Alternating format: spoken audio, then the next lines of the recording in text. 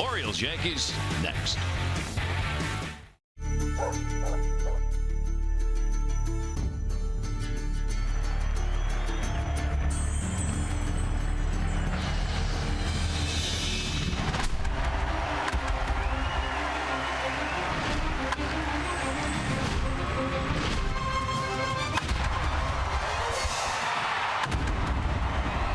It's the Orioles on Masson, and we welcome you back to Birdland. Yankees in town to finish this one up. Come however you can get here and see Game 3. Hi, everybody. I'm Gary Thorne, and welcome. The Orioles look to win another series. They can do it with a victory here in this ballgame tonight. Shutout 7-0 by the Yankees last night. Two very different ball games have been played here. Yankee bats came alive for the first time in a couple of weeks. We'll see whether or not it stays that way or whether Kevin Gausman can shut them down. Interesting thing, not much talked about with the Orioles. That is the catcher situation. There are only 8 teams in the majors right now who have what is, in effect, a platoon situation behind the plate, and the Orioles are one of those 8 teams. Matt Wieters, when he was signed, obviously was expected to be playing a lot of games. Injuries held Matt out last season. Caleb Joseph came on to play, and now, seemingly, they just alternate in games. Not necessarily strictly across the board, but Caleb Joseph playing a lot more than was expected when Matt Wieters was signed. Take a look at the 2015, 55 games there. That's because of injuries. Caleb played in 94. There are the numbers that they put up. Wieters has caught back-to-back just 6 times. If you had said that when Matt was signed, that would not have been anticipated.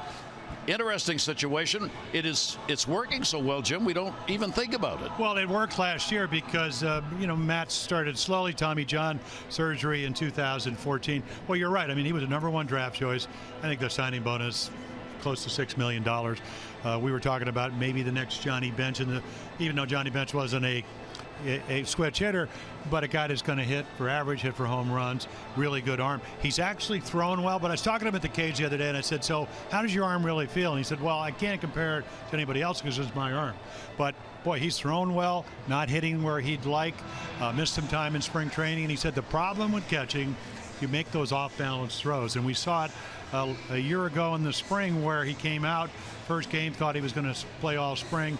It was a simple play, a bunt, but he came down, kind of dropped his arm, and maybe that aggravates it. So, Caleb Joseph last year, 4th on the club with RBIs this year, still looking for #1. But they're going to, at least for the moment, split the games, Gary. But Matt did catch Friday and Saturday, so I think he can do it.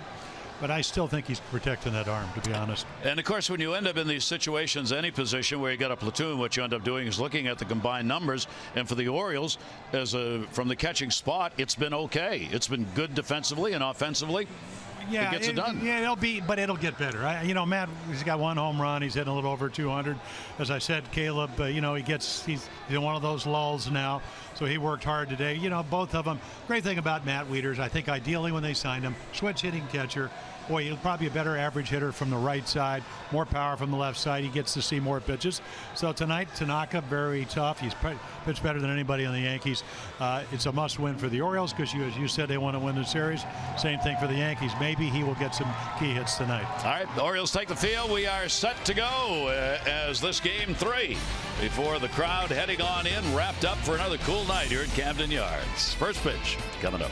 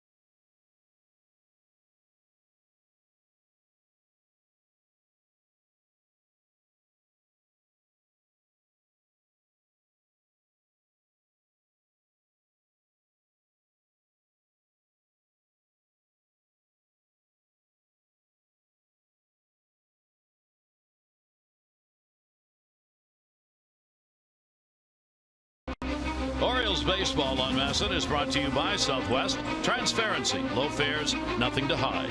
And by Navy Federal, proudly serving the armed forces and their families for over 80 years, federally insured by NCUA. Overcast skies, bit of a breeze blowing out. Start the ball game as it was last night. Temperature's going to be in the mid-50 range to kick it off. And let's take a look at the lineup for the Yankees. Ellsbury, Castro, and McCann. Teixeira, Beltran, and Ackley gets the start. Hicks, DeGregorius, and Urias is going to make the start at third base. He has played some this year. For Jacoby Ellsbury, there are the numbers against the Orioles. And Kevin Gausman, third start of the year. A lot of fastballs. Why not? 93. Hit 100 a couple of times down in Tampa Bay. Good breaking ball down in Tampa. Maybe not as good against the Chicago. He's pitched both of the times very well. The last game, the defense was not particularly good. Third inning, or a couple of Oriole errors. So you can see low numbers. And pleasure to watch. When you go and draft number 4. And that's what he was, the number 4 pick out of LSU. This is the type of arm you want to get. So it's just a matter of really getting him some runs, getting the experience factor. And I think probably the other important thing is that maybe the breaking ball has to be a little more consistent. Get up there with what Chris Tillman's been able to do. But run support would certainly be a nice step forward. He was on the DL to start the year with the right shoulder strain, so only 2 starts, Tampa Bay and the White Sox. And took the loss against Tampa Bay. 1 run, 3 hits in 5 innings, and lost the game. That's what Jim's talking about.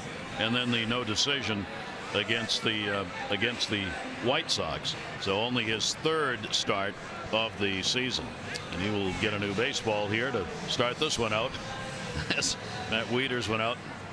Didn't like the baseball himself and took it and threw it away. Yeah, nobody in baseball last year. 2.88 runs, the lowest run support of anybody in baseball. And then again, but to me as a former pitcher, I'd love to see him pitch because the stuff, it can be overwhelming. Jacoby Ellsbury playing in his 1001st career game. And he had a big 1000th game in that ball game last night. He was involved in every aspect of it. As he picked up a couple of walks, he had a double, 2 singles, scored a run, 2 stolen bases. That's quite a way to celebrate your 1000th major league game. Gausman's pitch to him will be taken outside for a ball. Ellsbury against Gausman, a 3-4-16 in his career, and it looks like his bat is heating up as he's had a 4-for-7 in the series. Working on the outside corner and will miss a little bit. 2 ball 1 strike count. Now David Radcliffe, the home plate umpire here, this is another one of the umpires who historically has heavily favored the hitters. Really? You've got to throw strikes.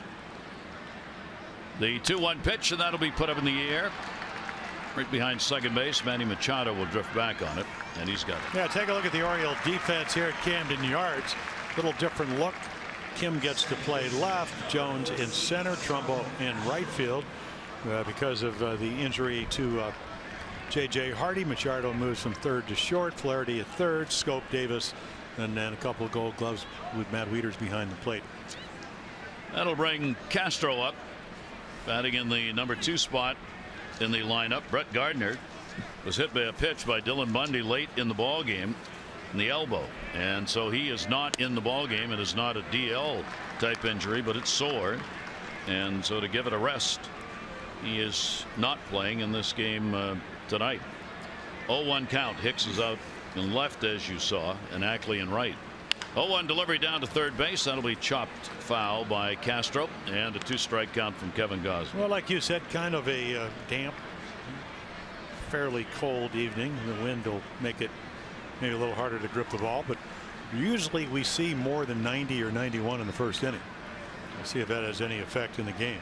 0-2 delivery upstairs, trying to drive it, couldn't reach it at 95. Yeah. 0-2. So he goes right to 95 when I say that. 90, 91. And the one thing, and we saw it to Ellsbury, who's red hot, when he gets behind the kind of fastball, you can still look for it. Couldn't do anything with it. He's still shaking his head. How did I miss that pitch? Well, it's Kevin Gausman. He's got a good fastball. 0-2 delivery, a little chopper that's going to go slowly to Manny Machado. He got the arm to get it over there in time, and there are 2 down. Let's take a look at our PNC inside the numbers with 2 away here for Kevin. So the changeup, that was the really the only mistake he made in his last start. Brett Laurie had a home run on it. He's got the splitter, that's at the bottom, 0 for 4. The slider, very good down at Tampa Bay, and then again 192. I mean, the league average in balls, batting average in balls in play is around 300, so 192, very low. And the shift is put on against McCann, who moves into the number 3 spot for this game. McCann has hit successfully in the last 3, including the 3 for 7 in the series. And that pitch will be taken for a strike on the inside corner, and he's looking back and wondering, Yeah, I think the first pitch to Ellsbury was kind of close, and that might have been low. At least Brian thought so. 0-2 delivery and a swing and a miss. Gausman with a great start. Kevin gets a strikeout, a 1-2-3 inning, and very efficiently done. Yeah, take that home. It's Mother's Day, remember. You can give that as a gift.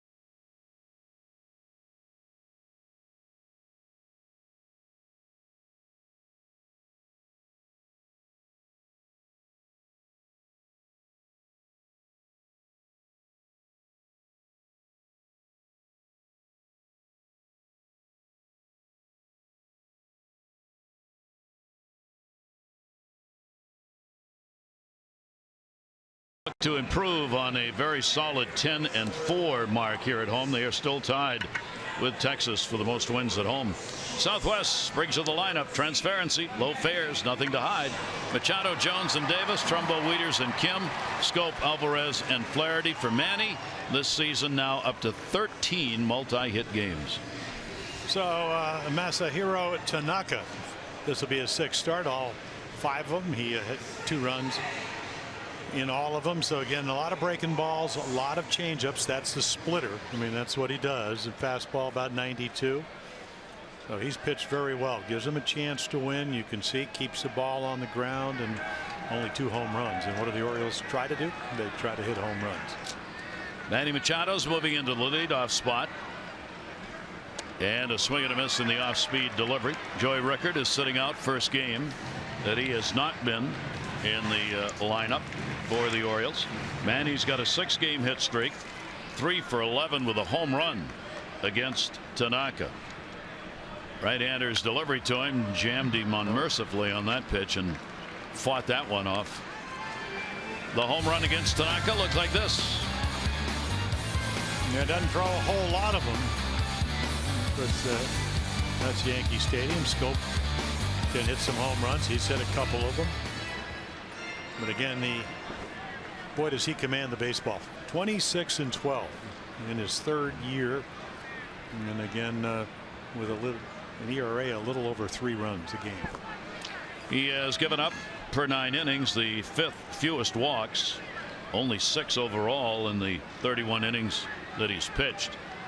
Machado with an 0-2 count, pretty much straight up on the D against him. And Manny will take the pitch outside for a ball. Tanaka against the Orioles has won 1 and lost 1. A 3.03 ERA against the O's in the games that he has started. 4 career starts prior to this one. 1-2 pitch on the way. Interesting. All of the starts Tanaka made were in New York. This is the first time he has pitched here at Camden Yards. Yeah, so well, that's a pretty good hitting ballpark at Yankee Stadium. There's his pitching coach, Larry Rothschild. Yeah, you wonder if the cool weather might affect his command. There's a lot of two-seamers. Manny will take it away. Yeah. So he swung at the first one. I mean, this is why Manny Machado's hitting .355, because again, pitch recognition has been tremendous. So a 3-ball 2-strike count. Machado with Jones waiting on deck. And Manny goes after it, drives it to center field. Ellsbury. He's got it, and on the 3-2, Machado's out. Yeah, take a look at the Yankees defense. A little bit different than we've seen the first two nights. Hicks moves from right to left. Ellsbury is in center. And then Ackley, who pinch hit, he plays right. Torres at third. Gregorius, we've seen him. Castro at second. Teixeira, and then Brian McCann, who's been red hot with the bat. Still doing the catching all 3 games. So Adam Jones moves up to the number 2 spot in the lineup for this game. He has not had a hit in this series, going 0 for 7. A couple of hits and 9 at bats lifetime against Tanaka. Buck Showalter juggling the lineup again. Wants to give Rickert the day off just to rest a little bit. So Buck looking to see, all right, how do I play this? He has come around this season to believe you need those guys who are expected to get on base and hitting well at the top of the order. Adam does not fall into that category right now, but you don't want to move him down any further in this lineup because there really isn't any other place to put him. Yeah, I think with Rickard, Tanaka gets righties out. What are they off right-handers? I mean, they're hitting minuscule 170, and Rickard only hits 243. Kim is hot when he plays. 1-1, jammed him. That's a fair ball. Torres will make the throw. One hopper over to first base, and Jones is retired. Nice play. Boy, we talk about Adam. I watch him.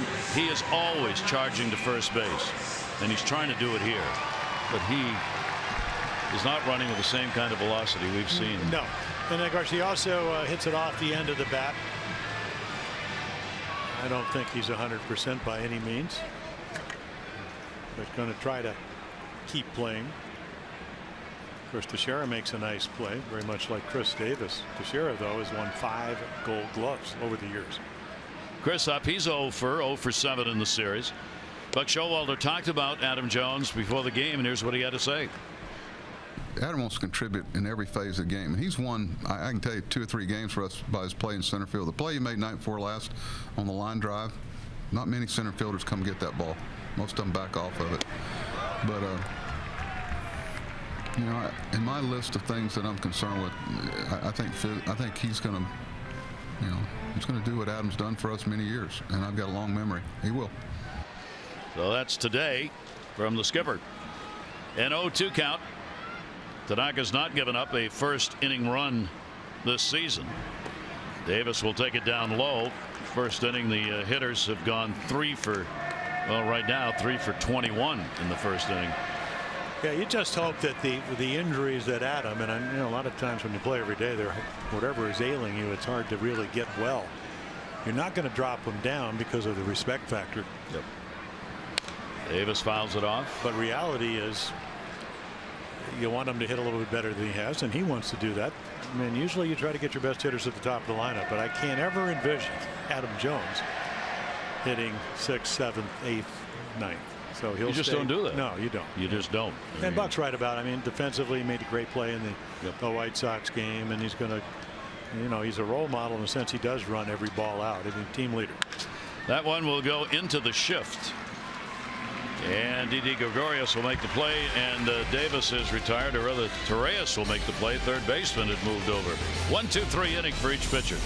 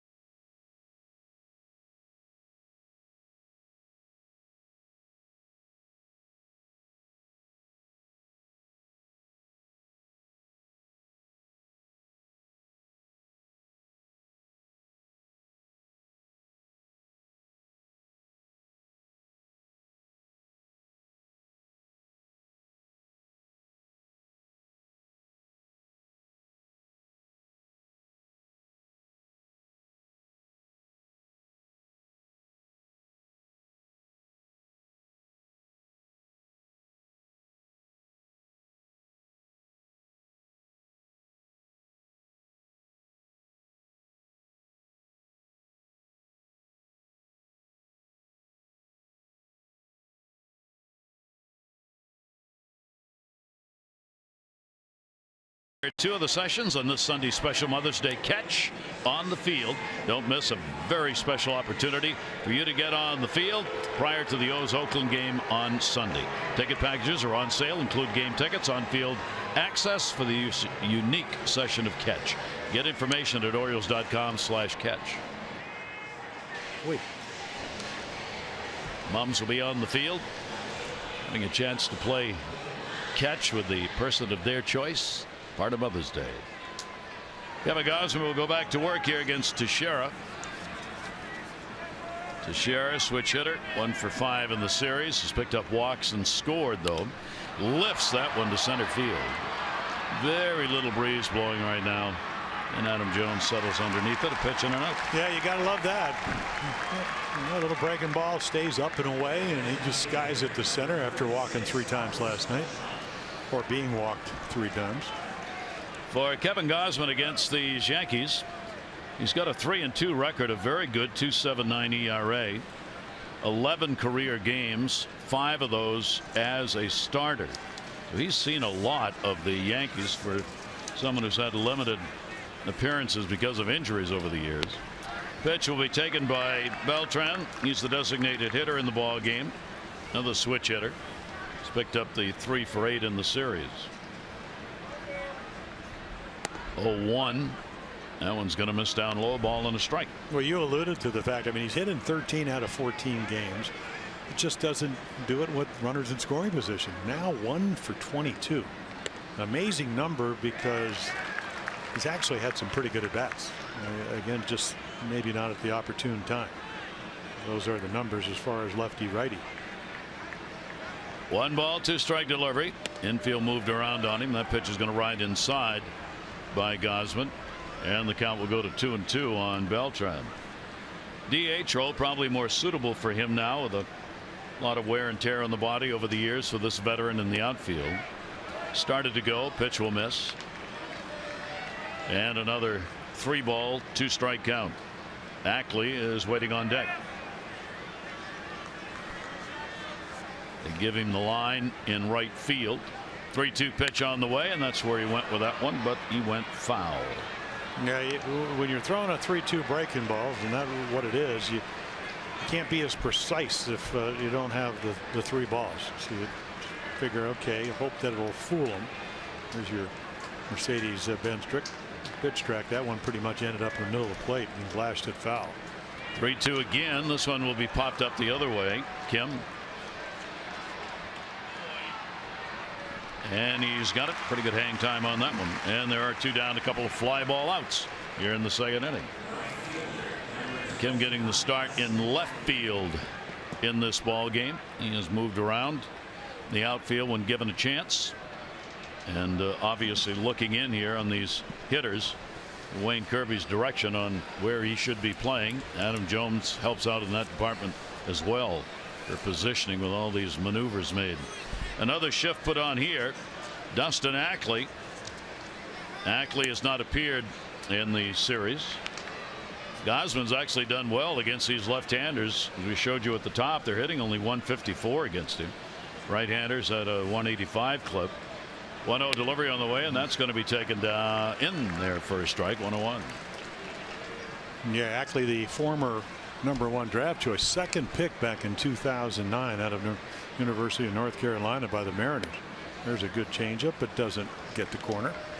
He pinch hit the other night, got a base hit. That's in fact all his hits are pinch hitting, as I think you alluded to. So Ackley a start in right field to give Beltran a rest. And Gausman unhappy with himself, not close enough on that one to even think about going at it, and the count goes to 3-1. Well, he's got a little bit of power. He just, the average never where he'd like. I mean, 244 with the Mariners 1 year. 2014 did hit 14 home runs. 3-1 delivery, went after it. Shallow right center. Jones coming hard, and Adam will get there and put it away. 6 in a row retired by Gausman. Both of these pitchers have good ERAs against their opponents in this ball game.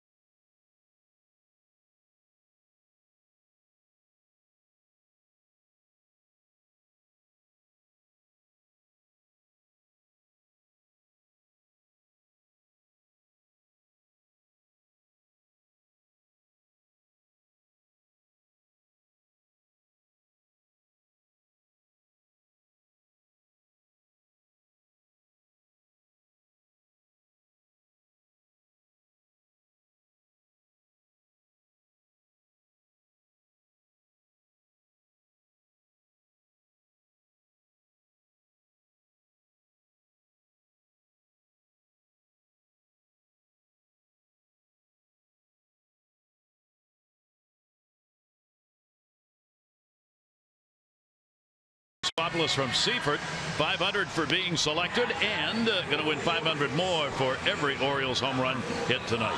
Play home run Rich's scratch-offs, win up to 50,000, or enter non-winning tickets for a chance to be the contestant of the game. Visit mdlottery.com/baseball. Trumbo in the cleanup spot. 4-game hit streak for him. He's had a big series with a 3 for 8, 2 home runs, 3 RBIs, and 2 runs scored. Cannot do much more than that in a series. Pitch on the way by Tanaka is there for his strike. Trumbo continues his consecutive games reaching base streak. He's at 18, second only to Joe Mauer of the Twins at 28. Tanaka, the herky-jerky delivery, and a foul ball. Take a look at our Maryland Live Casino inside the numbers. Those are some nice numbers. Of course, Bogarts, Pedroia got a little bit healthy, certainly healthy this year. How about the Pirates? And then out there in the rarefied air, 2 pretty good players. Where the runs are piling up. 0-2 count. Wieters and Kim to follow, and slider will miss outside. 1-2 from Tanaka. He gets 84% of leadoff batters, a very, very high number. Well, we told you about Sales was at 90. Of course, he got the leadoff batter Manny Machado in the first, so that 84 probably went about 86. Big number. 29 out of 33.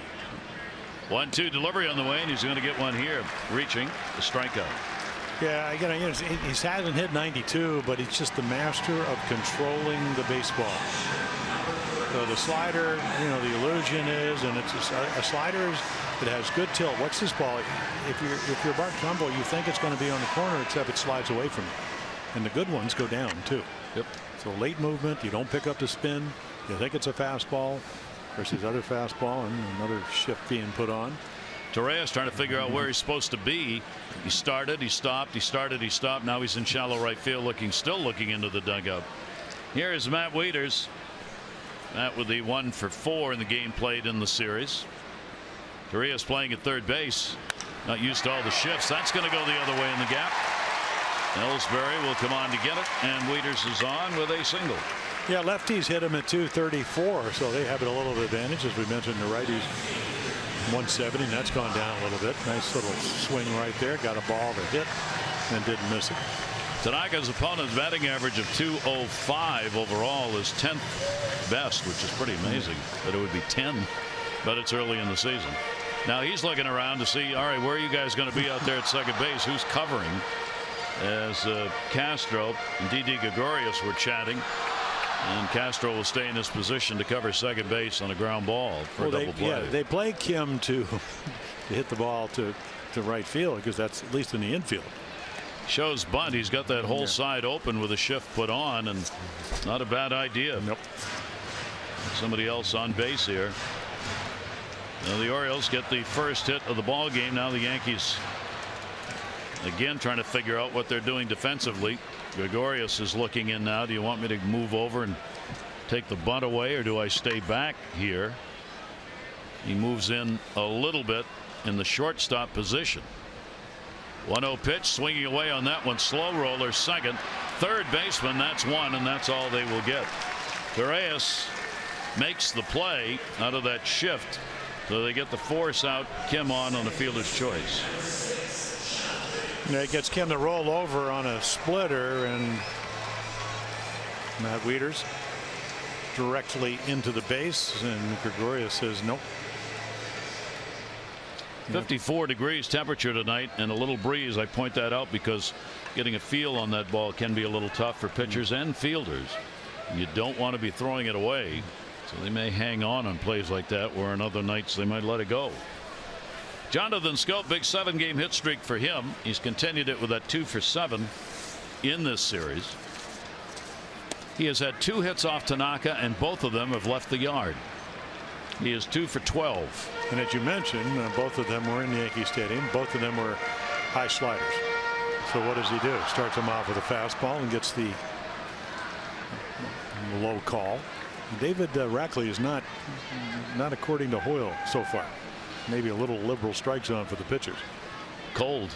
Here's the 0-1 delivery and a double hitch on that one at 84 miles an hour and couldn't time it. Gary, I'm looking for straight changes. I think it's just a straight change. And again, you know, even though you talked about 2 for 12, the 2 hits he's had is 6 runs. 6 RBIs on those 2 swings by Jonathan Schoop. So he's maybe trying a little different tack here tonight. 0-2. Kim at first base, right back to the mound. Tanaka's got it. And we'll record the out. No runs on 1 hit, no errors, and 1 left on base. Bottom third of the order coming up against Kevin Gausman.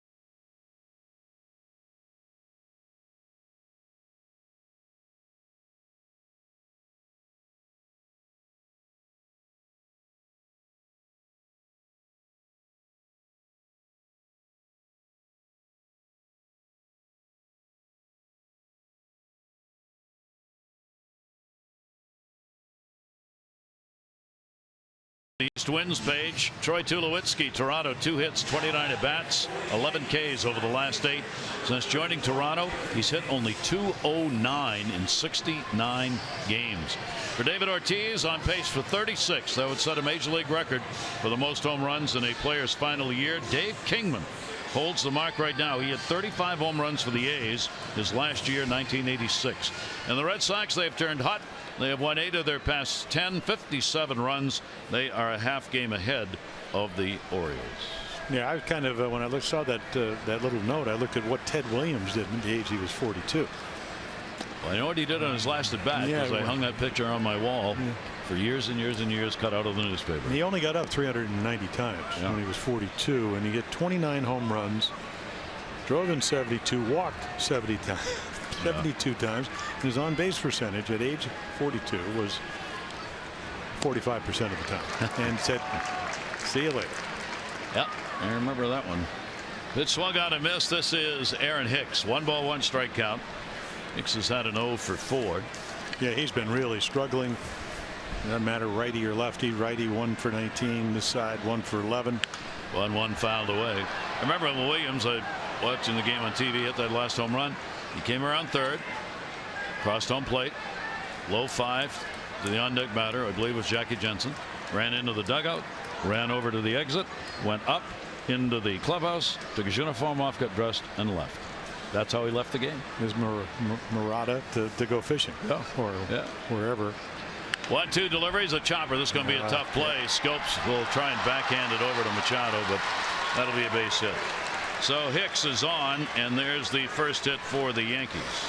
Yeah, you get a feeling with Tanaka and Gausman, who's been pitching very well, that things like this, I mean, pretty routine, except it's hit right back up the middle. Of course, Aaron Hicks says, thank you very much. I'm 1 for 11. Now I'm 2 for 12. And you could see what Scope's trying to do. Flip it back towards the infield. So he's on, and Hicks with good speed over there at first base. Didi Gregorius, couple of hits and 8 at bats in the series, 1 for 6 off Gausman. In at third, Flaherty. He does bunt too hard. Chance at second and gets the out. Good coverage over there by Manny Machado. So Flaherty had stayed in, but that ball was bunted right back to the pitcher.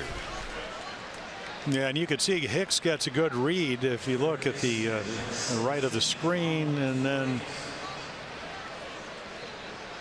then Gregorius runs pretty well, so there's not going to be a double play. And then the throw a little bit off the mark. Joe Girardi asked for the holdup. His video people looked at it, and yep, he was on the bag. Yeah, and that, I mean, now because you have to, and you can challenge in whatever, I think that's a wise play by Manny. Make sure after the leadoff single that you get an out. Torres playing at third base, batting ninth. We'll take the pitch inside. So he's out of Venezuela. Look at all the places he's been. He's only 23. He's been ruled 5 how many times now? Oh yeah, he's been released. He's been traded for a player to be neighbor, cash considerations. He's been all over the place. Small of stature, but he's got some pop. Well, you know, it's funny. I asked Tony Pena, their first base coach. I said, "So tell me about Torres." He said, "Well, you need players like that. He can play everywhere." But he said, "But he's a midget." And I said, "He said he's very," and it's kind of a compliment. Jose Altuve, that's who he compared him to. Wow. Now, you know, Altuve's a real compliment. 225 hits, 200 last year, won a batting title 2 years ago. Quick throw over by Kevin Gausman to get him back to the bag. But a utility guy that, you know, Headley hasn't been swinging very well. Or maybe an opportunity to play and make a difference. He's a Flaherty type player when as far as the versatility is concerned. That's what I told Tony Pena. That's what the Orioles have. They have Ryan Flaherty. They can play everywhere. 1 ball, 1 strikeout. Gregorius on at first base.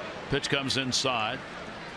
Boxed down by Wieters, and the count will go to 2-1. Yankees, of course, had not been scoring runs even with the output they had last night, 7-0 over the Orioles. They're averaging only 3.56 runs a ball game, which is the 6th lowest in the majors. Coming into tonight's play, trying to find some hitters. Yeah, still under 3 on the road, a little over 4 at home. 2-1 delivery on the way, runner not going. Reached 4 in the souvenir time.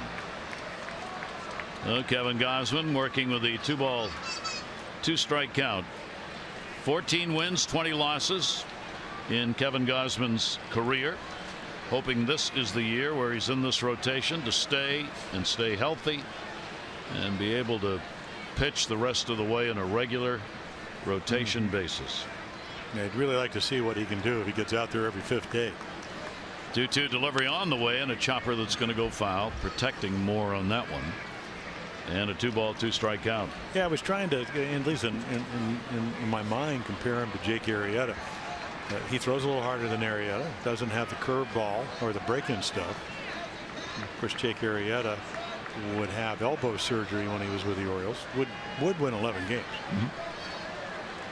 At one point, and then of course now it's turned out to be arguably the best pitcher in baseball, or certainly in the top 3.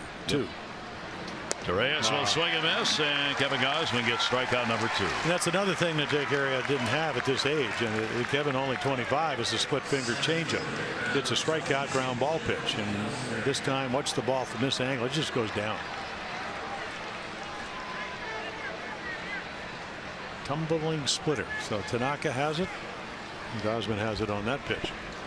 So Jacoby Ellsbury at the top of the order. Gregorius remains on at first base. Ellsbury popped out his first time up. This is start number 45 for Kevin Gausman in his career. Long look over. Runner not going. Kevin's got a 4.15 lifetime earned run average, much better than that this year so far. 2.45. His whip 1.27, decent. Compare that to Tanaka, though, pitching tonight, who's got a 0.96 walks, hits per innings pitched. 1-0 delivery up the middle. He's got it, and the flip will retire Ellsbury. No runs, 1 hit, no errors, 1 left on base. Orioles Alvarez coming up when we come back.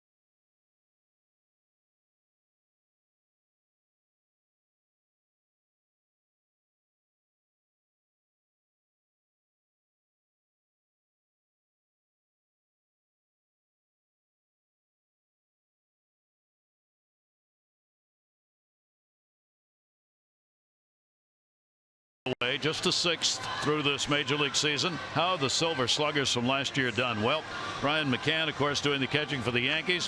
Home runs last year, 26, best for catchers. Right about that mark right now. Cabrera, not quite up to what he's used to. He'll heat up along with the weather with the 4 batting titles he's won. Altuve, 200 hits, leading the American League in a couple of seasons. He's on pace for close to that again. Donaldson, look at the numbers he's on pace for. 145 runs, 117 RBIs, and Xander Bogaerts, he was second in the American League with hits, 196 on pace for 200 plus. So the Silver Slugger Awards, and we'll show you some of the other ones, are doing pretty well. It's what Mike Showalter talks about. Show me your long record. Show me what you've done over an expanse of time. And for those Silver Slugger winners, at least that group, pretty good start. Oh, how about Donaldson? Yeah. You know, and then I look at Jose Altuve, and remember when Ichiro, what he hit 200 hits 10 straight years, 263, I think, one year to break the all-time record by Jordan Sisler. You look in the paper every day or on your iPad, whatever it is, and you go, how many hits did Ichiro go? That's the way I look at Altuve. Yeah. You know, I mean, the last 2 years, over 200 hits or more. There's 2 hits a ball game is the rule. So those guys seem to kind of ramp it up a little bit. Altuve's done that now 2 consecutive seasons. Alvarez, 1 ball 1 strike delivered to Pedro, and a swing and a miss on it. DHing, batting 8th in the lineup. Only a couple of at bats in this series against the Yankees. He has a career mark of just 1 for 11 in the few games he has played against New York. They've got the infield shifted over. Flaherty and Manny Machado to follow. 1-2, towering pop-up, shortstop. Didi Gregorius finds it and puts it away. The other Silver Sluggers we're looking at in the outfield, you got Mike Trout, of course, on pace for a .595 with that big slugging percentage he had last year. Former Oriole Nelson Cruz, 44 home runs last year, on a pace right now for 30. He has had a slower start overall. J.D. Martinez, career high 93 runs, and those home runs, on pace right now for 81 runs, 19 home runs. Has not had a good start. Kendrys Morales, the DH Silver Slugger, numbers from last year on pace for about half of the home runs and RBIs, at least right now. Into the shift, Flaherty's got a base hit. You got to find that spot because there wasn't much room with everybody moved over there. Well, what you got to do is maybe make a little bit better contact. So now 2 for 7 lifetime. Here's Ryan Flaherty. He said, how am I going to hit him? I said, well, you're going to look for your pitch till you get to 2 strikes. I don't know if he had that in mind, but it certainly worked. Boy, the holes, when you're pitching and you stay out of the middle of the plate and they don't hit it hard. Now the modern day baseball, you actually get an exit velocity off the bat. Boy, when I played, you could sit on the bench and boy, the holes would close. Yeah. And we had great defenders, and same thing at the major league level. Now Manny Machado, 1 down, runner on at first base. Orioles have their 2nd hit of the ball game. Tanaka down low. McCann blocks it. Pronounced ground ball pitcher. Tanaka 60% so far this year. Balls put in play have been on the ground. Now he gets help from those defenders in the infield and gets double plays turned because of that percentage. You know what, 53 grounders coming in and 19 in the air. I mean, when you look at those numbers, you go, they don't elevate the ball a whole lot. That's why, again, only a couple of home runs. 1-0 count. Infield plays Manny to pull, and he'll foul that one, just nubs it off the end of the bat. Yeah, he can pitch at the bottom of the zone about as well as anybody. And again, because everything comes out of your hand looking the same, the splitter, the slider, and the fastball, which is hard to distinguish. But they do give him a nice little alley between first and second. And if you watch Manny, especially on the ball away and up, he can hit it there pretty easily. Castro way over towards second base. 1-1 delivery on the way to him, and then it goes that way, but it's going to stay up. Almost. Ackley going underneath it that time, but he's able to put it away. Take a look at our greater coverage of baseball, brought to you by T-Mobile. Well, that's the what happens. And he doesn't throw a lot of cutters. Why? Because they're hitting 750, and then the fastball came in at 205. Gives you an idea. All the pitches very effective. Did throw 1 curveball tonight. They've yet to hit it because you don't really look for it. And look at the low number on the splitter. That's the one that looks like a fastball, and then the bottom drops out. So the Orioles have Flaherty still at first base. Now 2 down. Adam Jones grounded out his first time up. Same set defensively as they had against Manny Machado. Yankees did make another move today. We talked about it last night. They had brought up a left-handed pitcher, James Pazos, in case CC Sabathia had trouble. He didn't. Pazos is now gone, and Ben Gamel, who's an outfielder, has been called up to take that spot on the roster with A-Rod on the DL with that hamstring problem. Tanaka with the 0-1. Jones rips it, and it is foul. One hopper in foul territory will send Flaherty back to first base. Orioles are looking for their 5th series win. The Orioles are 4 wins, 3 losses, and 1 tie in series this season. 15-11. The Orioles a half game behind Boston. The Orioles and the Red Sox have been swapping off the lead in the division the last couple of days. 0-2 the count. Short lead for Flaherty. Tanaka delivers. It'll be down low. McCann backhands it.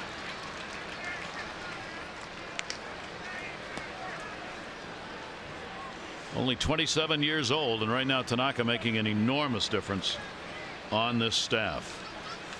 The Yankees would be in real trouble, but for the games he has kept them in.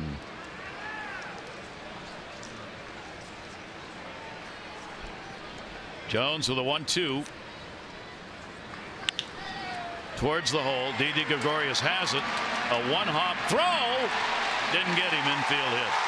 What a play, though. I mean, I didn't even think you would be close, and Gregorius made it close. You know Adam runs well. You get a ground ball by Flaherty. I mean, look at this on the run, and look how accurate. And Teixeira saying, boy, I'm going off the field. One time, you know, it's funny when you're on the turf. In the old days, Concepcion, who played for the Reds, they mastered that one hop throw, but it does slow the ball down a little bit.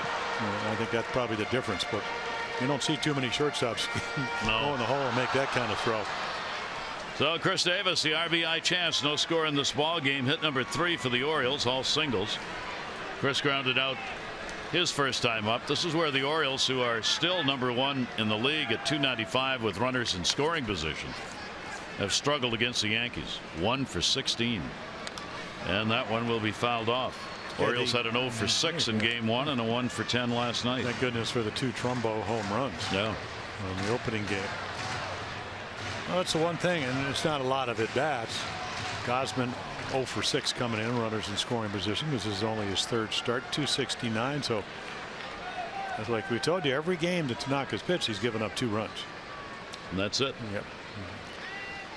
Shift is on, and with 2 down, they can play it way back. Torres stays over there at 3rd because of the runner at second base, and the pitch is taken inside. So Chris trying to get the Orioles on the board. A 1-ball, 1-strike count against Tanaka, now 3 for 12, with one of the 3 hits being a home run. There are the base runners, Flaherty and Jones. Outfield deep. Tanaka checking at second, and to hold that secondary lead. Davis down to first. That's a fair ball. Teixeira's got it. Tanaka covers, and that will do it. No runs, 2 hits, no errors, and a couple left on base. 3 complete. Another pitcher's duel underway here. No scores.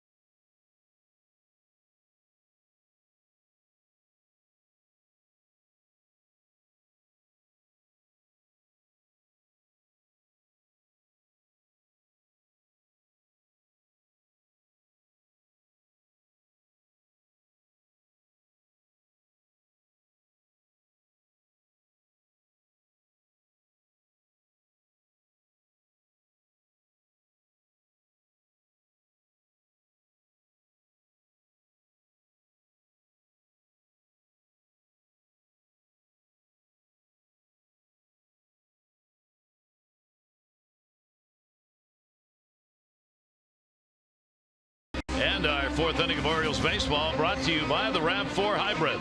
All-wheel drive and unexpected performance. Visit buyatoyota.com. Harry Thorne and Jim Palmer with you here on this 54-degree night at the ballpark as the Orioles round out this 3-game set against the Yankees. Oakland already in town. They did not play today. It was a day off. Baldo Jimenez and Rich Hill will kick off that series tomorrow night. 6:30 goes extra. Ball game at 7. Mike Wright, Jesse Hahn, game 2. Chris Tillman, Kendall Graveman will go in game 3. Kevin Gausman working in this one. No walks, 2 strikeouts. Castro licks that one down the line, and that is fair. You go into the corner. Kim strolling in with a leadoff double to Starlin Castro to start the 4th inning.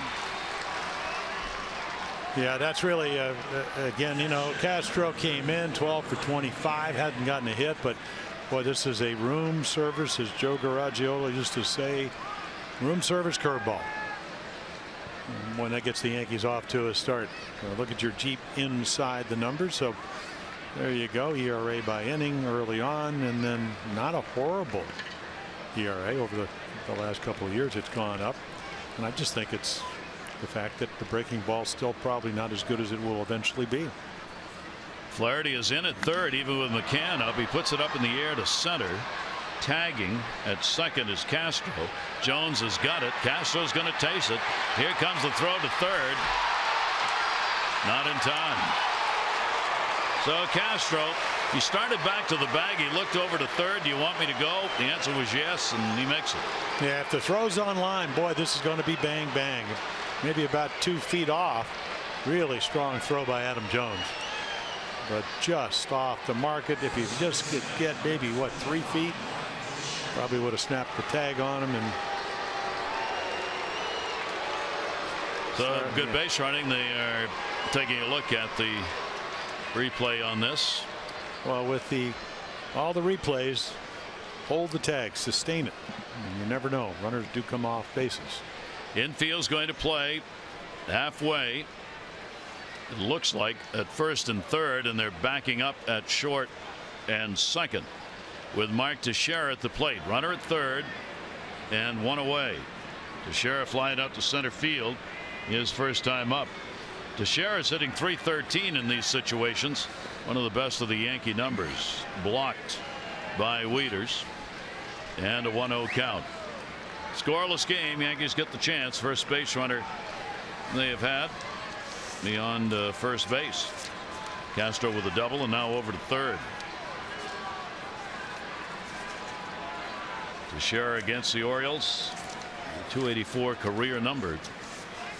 1-0 pitch. Infield backs up. Runner doesn't come.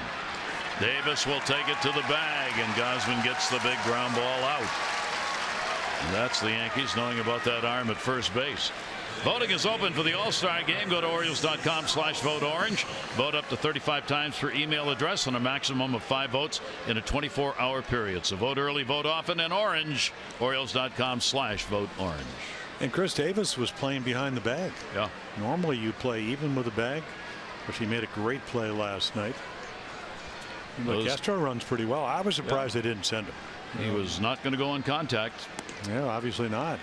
Taken for a strike. Beltran flied out to left his first time up. Well, you could certainly see not running with nobody out, but with 1 out and the infield somewhat back. Yeah. Surprising. Take a whirl. Yeah. 0-1, 2 away. Gausman a chance to get out of this after the leadoff double. And that one will be fouled away. And these are the numbers we were talking about earlier with Beltran. 1 for 22 with runners in scoring position. As they say, there's only one way to go with numbers like that. Last year he hit .257 in these situations, which is about the league average, or maybe a tick above it.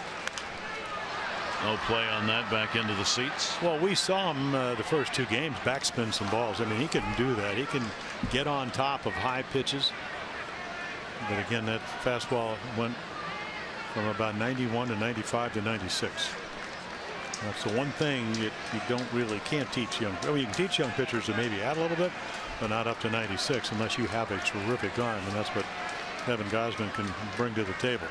Castro off third base. The 0-2 delivery up high to see if he would chase, and he would not. So it goes to a ball and 2 strikes. Beltran with 2 down. Castro got the leadoff double, moved up on the fly ball, but he is still there. You see him eyeing Flaherty as he edges off third base. Gausman's not thrown a wild pitch this year.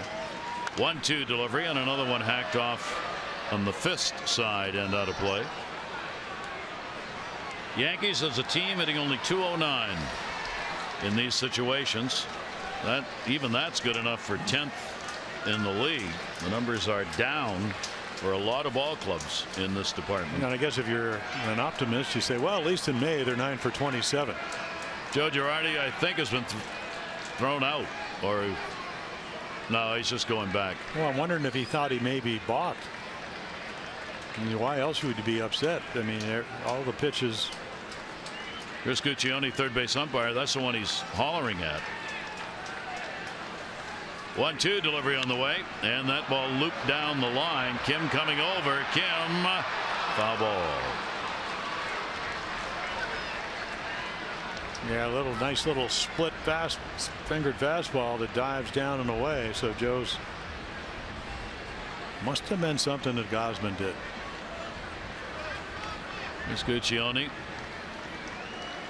We've seen a little gamesmanship, shall we say, go on in this series. Maybe there's a little of that going on here. Well, that's not normally where he stands. Obviously, he's the other end of the dugout. And he's hollering, and the Oriole pitcher's out there with a runner at third and 2 down. 1-2 delivery on the way. That one's going to be popped up. Davis, scope. Davis will make the catch. Great effort, Gausman, after a leadoff double. Castro's left at third base, and we remain zip-zip.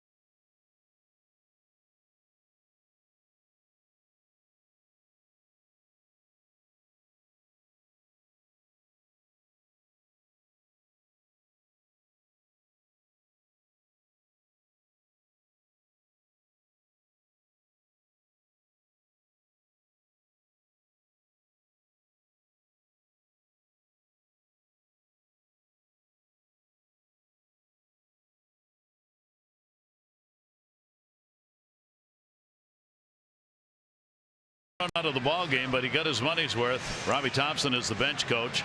He stayed out there for the entire time after getting tossed by Guccione. Chris Guccione down at third base. Still not sure what the argument was all about. You could tell how upset he was, and he's gone. Well, they're struggling for runs, and I'm kind of wondering. So let's see if he stops. In other words, will the hands come to a rest position? They do. Yeah. So he certainly did there. Now maybe earlier on, and of course this is the aftermath, maybe 4 pitches after Beltran pops up. I tried to do the lip reading between innings, but I couldn't get it. I got to go back to school. Here's Mark Trumbo.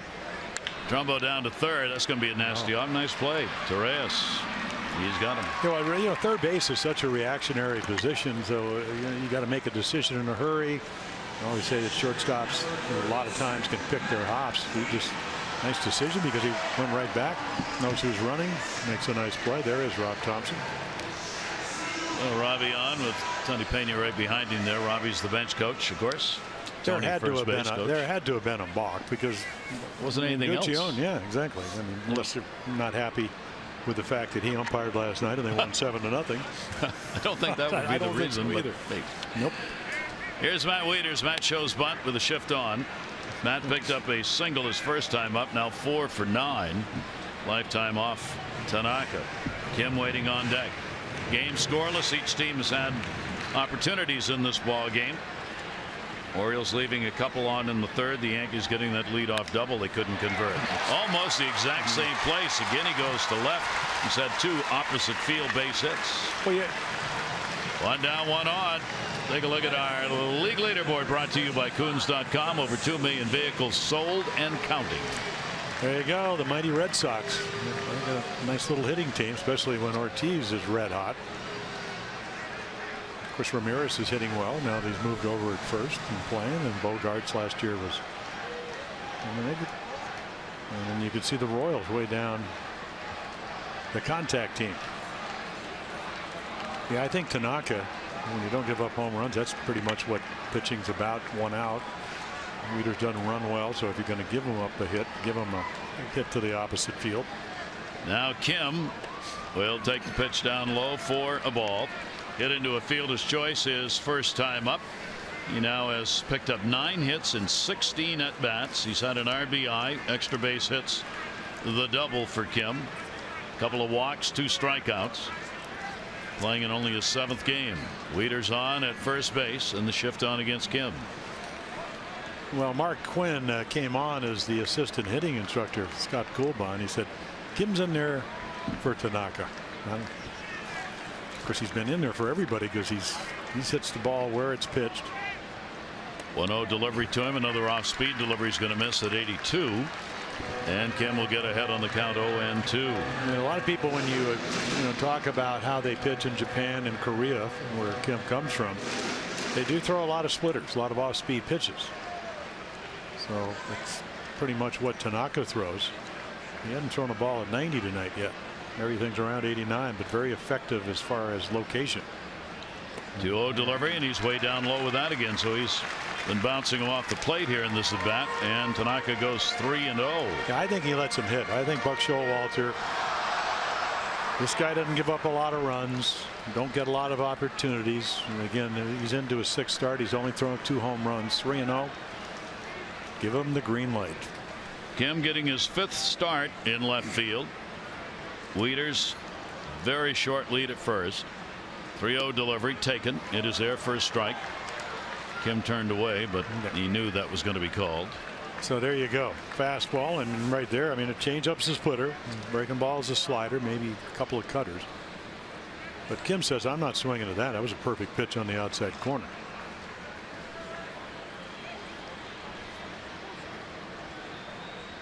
Three-one delivery by Tanaka.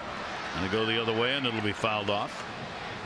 And the count goes full. So 3 balls, 2 strikes.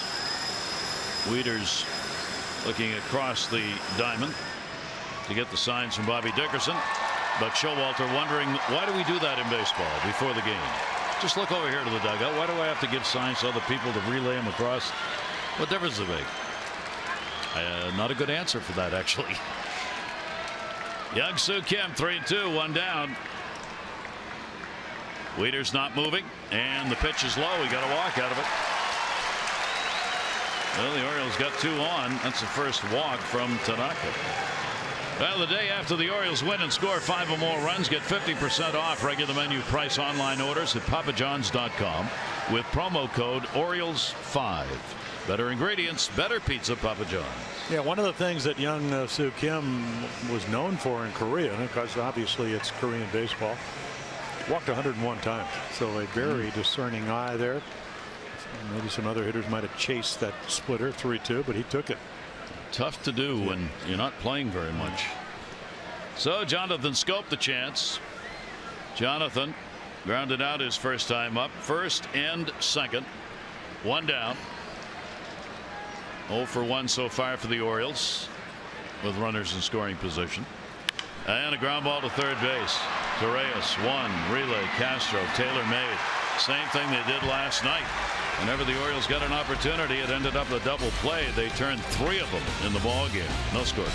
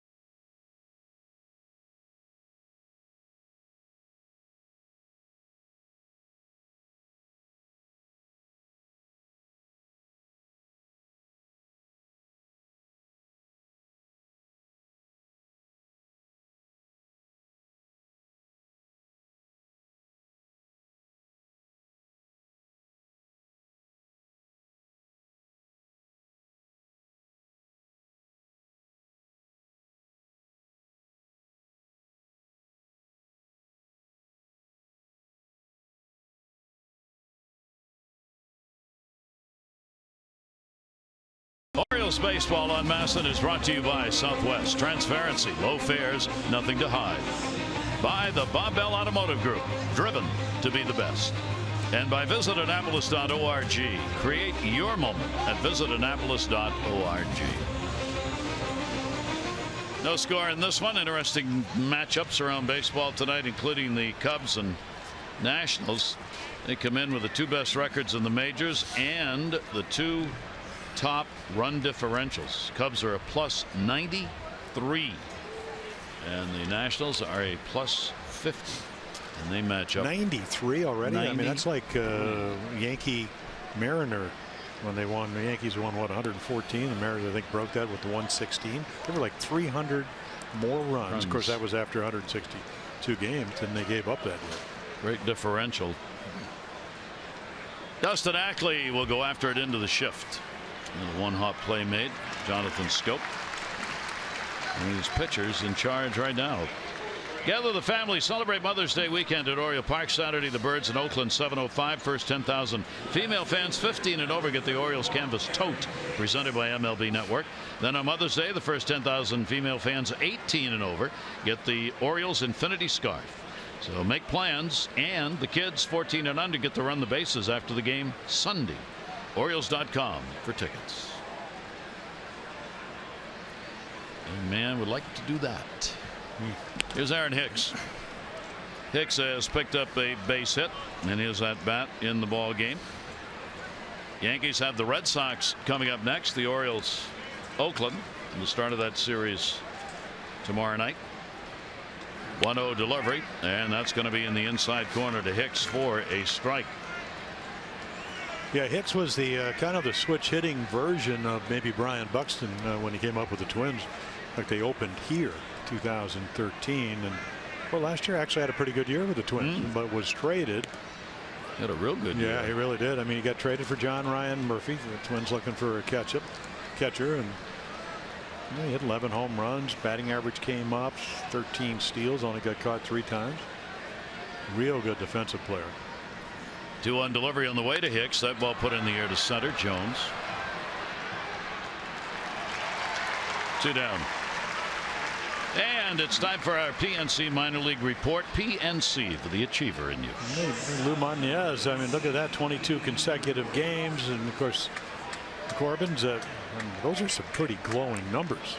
27-year older in baseball, that will get your you'll kind of you'll come up on the list in Buck's office. He has all the teams and your brother's list. Yeah, well, he's already high on his brother's list.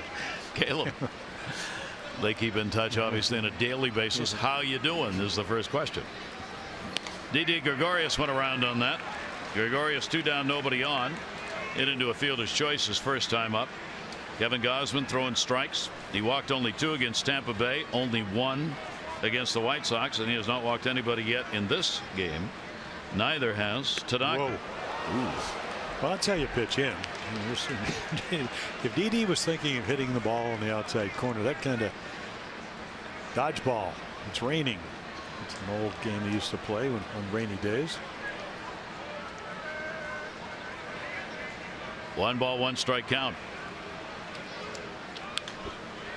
That'll be fouled off the other way. So Didi Gregorius, 1 ball and 2 strikes. He's hitting in the 8th spot here in this ball game. The Orioles, Kevin Gausman with a 1-2 to first.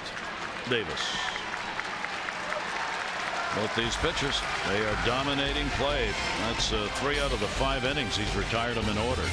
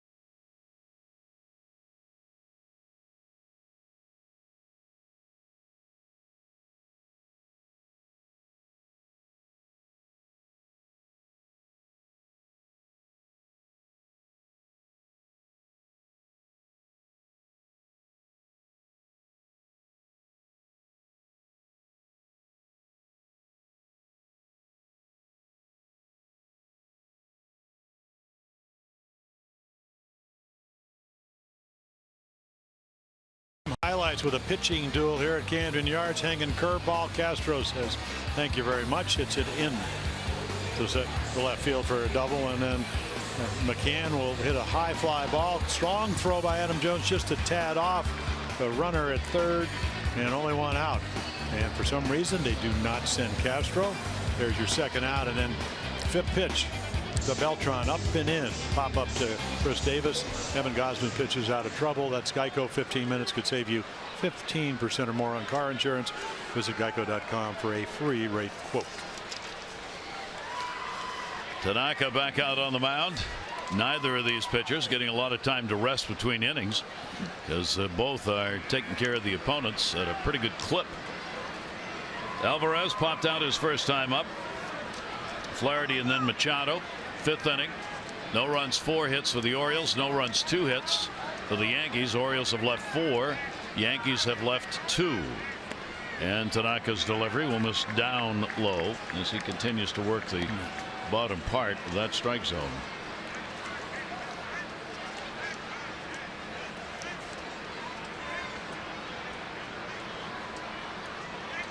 (13 out of 17 in there for strikes on those first pitches). 1-1 to Pedro Alvarez. And that's at the knees. Impeccable control. I mean, even there, a little late movement. You can get the ball to move at 90, 91, 89. How about the last year he had in Japan? Rakuten, 24-0 with a 1.27 ERA. That'll draw some interest when you want to come to the major leagues. I'll get you some good posting money.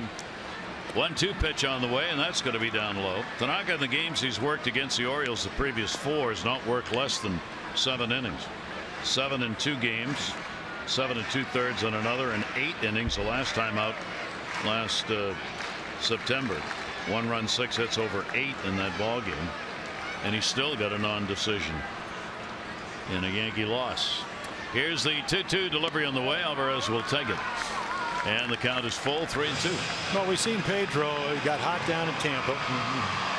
A good high ball hitter, power to all fields, and you think that maybe get him on the ropes last inning, and then he gets a double play ball off the bat of Jonathan Scope by making a great pitch. See what he's able to do here.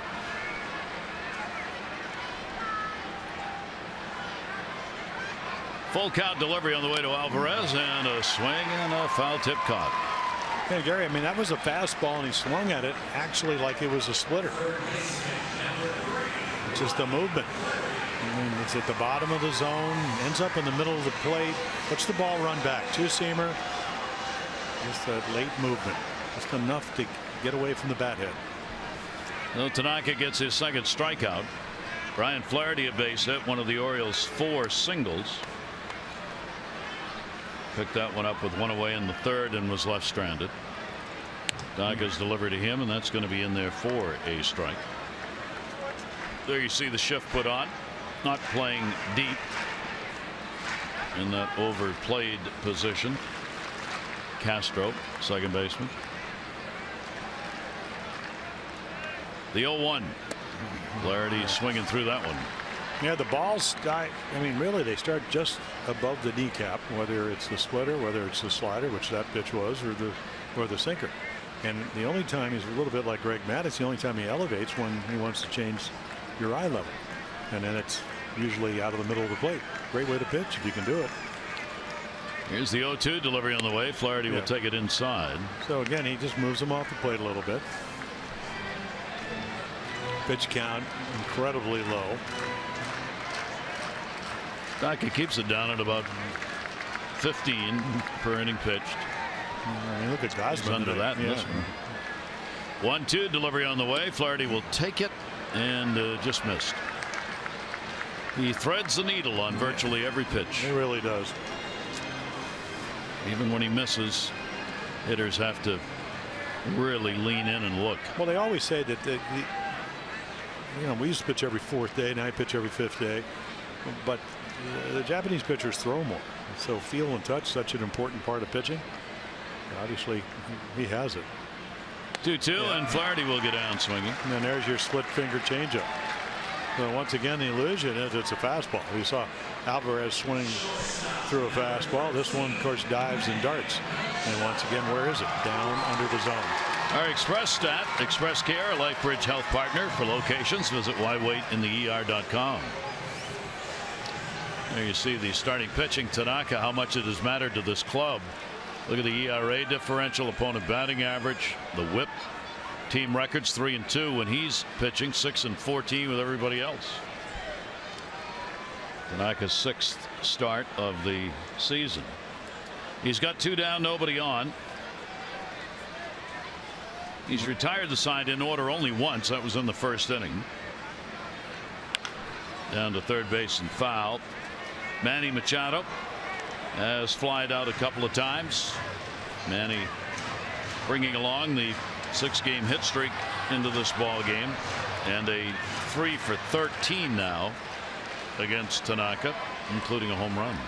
Yeah, one of the few balls he got up. You can see that 441 home average, 5 home runs, and a bunch of RBIs with 13. But very rare, and that's that up and in we were talking about. But he did get a ball out of the plate, hit it pretty well to right center. Not a lot of pitchers to drive tonight. That's what they talked about CC Sabathia. Mark Trumbo, who was leading the world in everything, said he just did not get a lot of good pitches to hit last night. And that's what good pitchers do. 1-1 delivery by Tanaka off the end of the bat. Cue shot. Teixeira will take it to the bag in a 1-2-3 inning. So the Orioles are gone. We've completed 5. This is the rubber match. No score.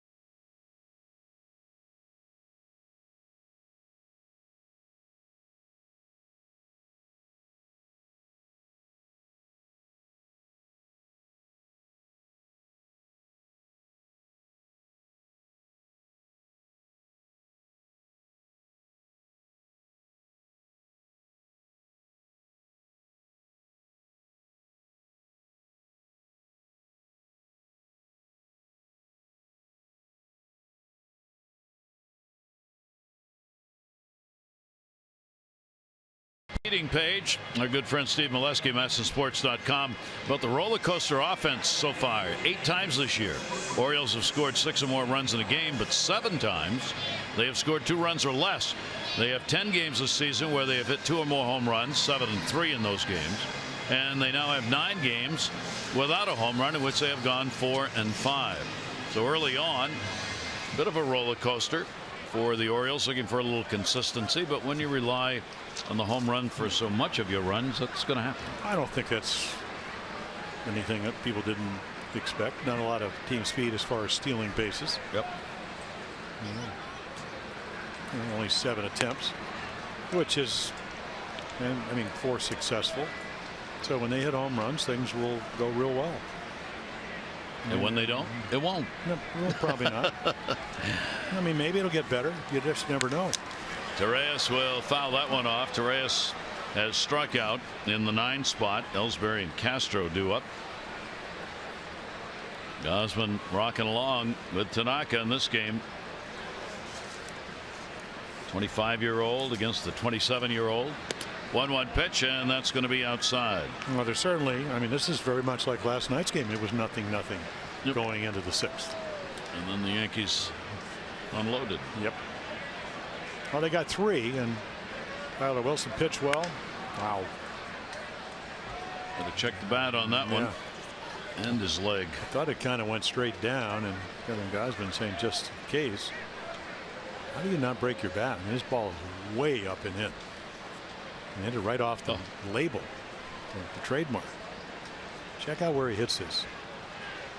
Right up there, where whatever the label of his bat is.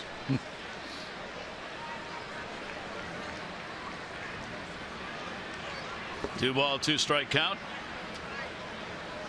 Right into him. And caught! Fine stab made by Jonathan Scope. That's some pretty good coverage. Yeah, real good. That looks like, I don't know if it's going to get in the gap, but I mean, it's smoked. And there is Jonathan. Long arms, great read, great jump, great anticipation. Boy, when the ball's in the zone, you better be able to go right or left. I thought that was a hit for sure. And maybe a double. Ball's in front of you. You certainly come around first. You know, Trumbo has to go cut it off in the gap. So Jonathan with a fine defensive play. Here's Ellsbury, who has popped out and grounded out. 4 for 9 in the series. Goes after the first pitch, which is into him, and he can't get it. And an 0-1 count. Ellsbury to be followed by Castro. Yankees getting out of their losing streak of 6 games last night. Trying to win a series. So are the Orioles. And right now the pitchers dictating play. 1 ball, 1 strike count to him. Yeah, Ellsbury a big part with a couple steals. Of course, got on all 3 times last night. Actually 5 times. And yeah, good splitter. He went. Well, that's a split finger changeup. We've seen Tanaka use it so well. I think Gosman has gotten the fastball up to 96. And that's what Chris Guccione down at third is looking at. It was there and then it wasn't. Well, when Ellsbury plays at the level he did last night, this is a totally different team. I mean, he is a table setter. 1-2 delivery in the air towards the gap. Jones, Trumbo, Jones puts it away. 2 away, 6th inning. On Sunday, don't miss the next Kids Run the Bases series. It's going to take place every home Sunday for the Orioles after the ball games. Kids 14 and under get to run the bases. You can get details, tickets, Orioles.com or 888-848-BIRD. 2 down, nobody on. Starlin Castro. Yeah, he got a good pitch to hit and did miss it. A double and has grounded out. Castro had an 0 for 10 against the Orioles before he picked up that double leading off the 4th inning. He ended up at third base. Yankees couldn't get him in. Yeah. Castro with a couple foul tips. Now you can see Matt Wieters put down 2, then fastball moved inside, 94 at the glove. Hard to get to that pitch.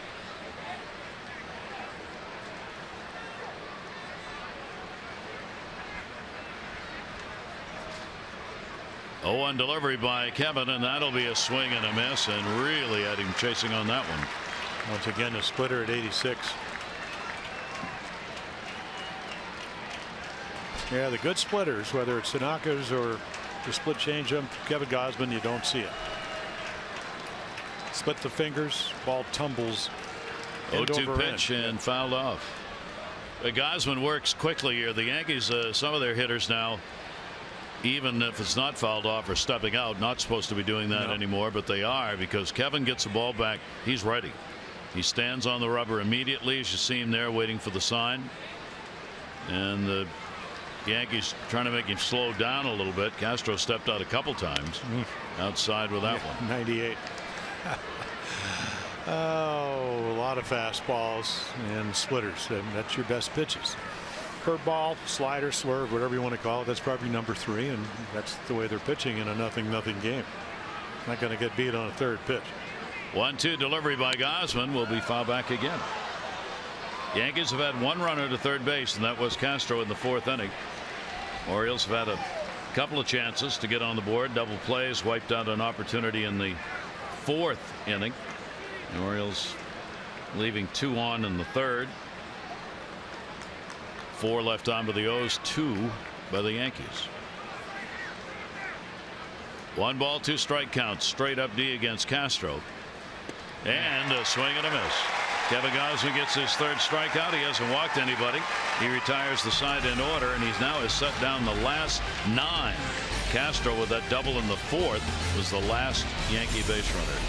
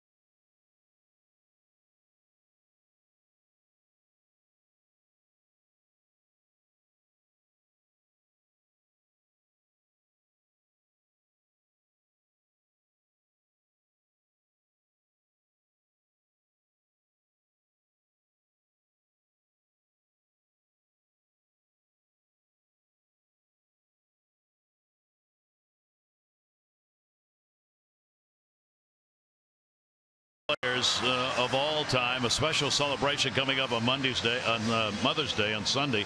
It's going to be the 50th anniversary of the blast that he drove out of Memorial Stadium off Louis Tiant. Went 451 feet, kept rolling, didn't stop till it was 540 feet away underneath the car. And this Sunday at 1 o'clock at the Ripken Field next to the Waverly Weinberg YMCA at 900 East 33rd. They're going to be putting a flag up in honor of that home run out of Memorial. A gentleman here from Baltimore has led the charge on that, and Mark Malonis will be there, and you're invited to join in. So that's going to be Sunday, 1 o'clock, Ripken Field at 900 East 33rd, and they'll raise the flag to be permanently remembering that blast. Well, I was there, and it was my 2nd year. Tiant had started on Friday night. They knocked him out, so he started the first game of the doubleheader on Sunday. And high fly ball that, as you mentioned, went forever. And Frank, we ended up winning 4 in a row. We had gone to Cleveland the weekend before. They beat us 3 out of 4, scored 8 runs. We scored 6. Gary Bell beat us 1-0. I mean, they had McDowell and Hargan and Sonny Seabird. I mean, they had really, and Tiant. So pretty good pitching staff. Adam Jones takes it up, and the count goes to 3-0. So maybe Adam can summon his inner Frank. Also for kids now on Sunday, as part of that event, They're going to have a pitch hit and run competition for kids 7 to 14 and a home run derby for youngsters 15 and older. All that's going to take place starting at 1 o'clock. That'll be fun. There's always been a marker there, but this is going to be a permanent flag that's going to be put. There was a raising of the flag. It's always been called the here location. Where did he hit it? He hit it here. 3-1 delivery coming to Adam. Towering pop up. Shortstop. Gregorius. Good punt. And Jones is retired. One away, 6th inning. Sarasota, Florida, spring home of the Orioles. Great place for culinary adventure. They've got the fresh local seafood and an eclectic array of world-class cuisine. And they've got Sarasota Restaurant Week coming up June 1 through 14. Find out about it. SavorSarasota.com. Yeah, that's the great thing about it. I mean, some of the older stadiums, Fenway Park, but they have the red seat where Ted Williams hit it way up there. Of course, when people are, I don't know, does anybody sit in that seat? Or if you only see it during batting practice? That'd be nice here at Camden Yards. I know they have stars out on the where balls were hit off the warehouse here. Yep. It would be nice on some of the longer home runs. Actually, maybe paint the seats an orange. Well, I mean, because that's, you walk in, you go, well, hey, that's where so and so. Chris Davis. Yeah, they have the markers out there along the walkway in Utah Street beyond the flag court. And I saw last night there were folks out there taking pictures of the different ones that they wanted to mark. And Griffey, where he hit one in BP that actually hit the warehouse, that one's marked up there. 1 ball, 1 strike delivery on the way. So Sunday you can make a day of it. Come to the ballpark, see the ball game in the afternoon, and then take a drive out and take a look at that new flag that's going to be put in. No, I think Chris Davis, I'd like to hit the warehouse, but he'd probably settle for something that he could loft into one of the seats here. Flag court would do just fine, actually. Left center. Chris 0 for 2 in the ball game and 0 for 9 against the Yankees. 1-2 delivery and a swing and a miss. It just takes a little bit off and adds. I mean, when he got behind Adam Jones, 3-1, he threw him a cutter right here, just a little, looked like a little cut fastball, maybe a little slider. This is the kind of performance, Jim, by Gausman and by Tanaka, where people watching go, I can do that. I can pitch like that. Well, no, you can't. And there aren't many who can. Well, they make it look so easy. Well, I still, you invoke Greg Maddux, who won over 355 games, and he said, listen, it's location, it's movement, and third is velocity. Now, Gausman has the velocity. Tanaka has what Greg Maddux was talking about. He can locate the ball, he can make it move, and we've seen him. I mean, even 3-2, he goes only a couple miles per hour. Yeah, goes from 88 to 91. He pitches under control, and that's why the Yankees, as you said, the post is where you pay the team in Japan, and then you give him a lot of money. 0-1 the count on Mark Trumbo. Trumbo has struck out and grounded out. Tanaka hasn't walked anybody and now has 4 strikeouts. 0-1 delivery to him to short. Right at DD to Gregorius, and that will take care of that. So if you include the double play in the 4th inning, that's 8 in a row that have been retired by Tanaka.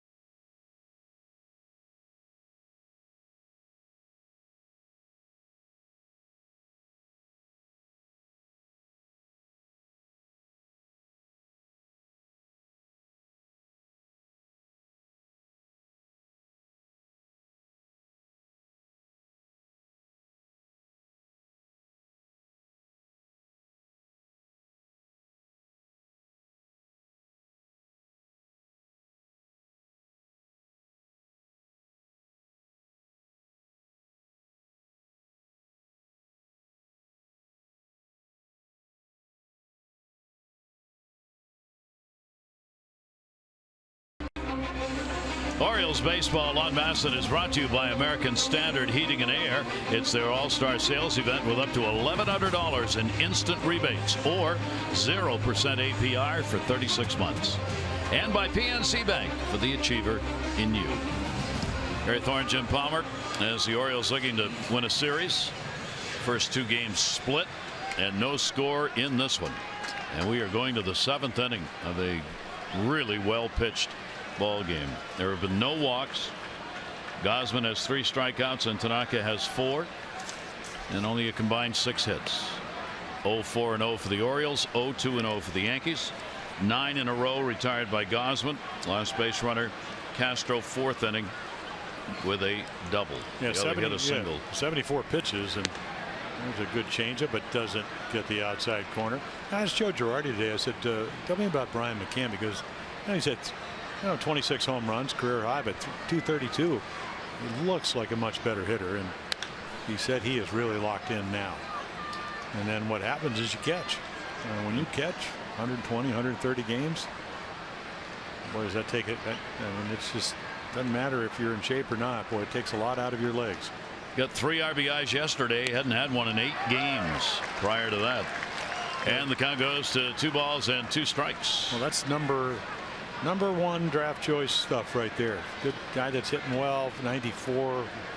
He's looking for it and can't get to it. Timeout asked for by McCann, who'll step out. That's what you were talking about. Gausman's ready. They know what they want to throw. Looks like it'll probably be a splitter, and Brian McCann says, "I'm not ready to hit." And the 2-2 delivery. Nope. Right-hander got it in center field. Jones. McCann is retired. 1 away in the 7th. This copyrighted telecast presented by authority of the Orioles may not be reproduced or retransmitted in any form, and the accounts and descriptions of this game may not be disseminated without the express written consent of the Orioles. Look at the first birthday at the ballpark. How about that? Happy birthday, Bryce. Here's Mike Teixeira. Teixeira's 0 for 2. Fly ball, ground ball. Nobody so far this season has pulled the ball more than Mark Teixeira. 70% of the balls he has put in play have been pulled. The average is 44 in the American League. So he's up there trying to get that ball to right. And the pitch will miss inside. And early in April, he had a home run down the left field line in Yankee Stadium. And you're watching highlights, you said, "Oh, he's going to make an effort to go the other way." And then you throw that number out. Now, last year, that kind of translated into 31 home runs. He was healthy. 2-0 count. He's had 1 hit in the series. And that pitch by Kevin Gausman is there.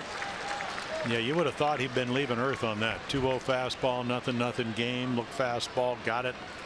Just didn't think it was in the zone. 2-1 delivery to him, lifted to center. That's going to be a base hit. So Teixeira's on. That'll break the string of retired at 10 for Gausman. Caption this.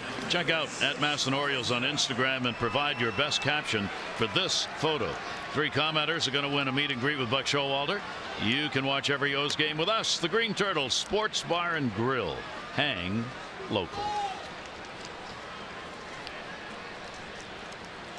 Buck patiently watching from his usual seat. 1 down. The Yankees have hit number 3. Beltran is flied out, popped out.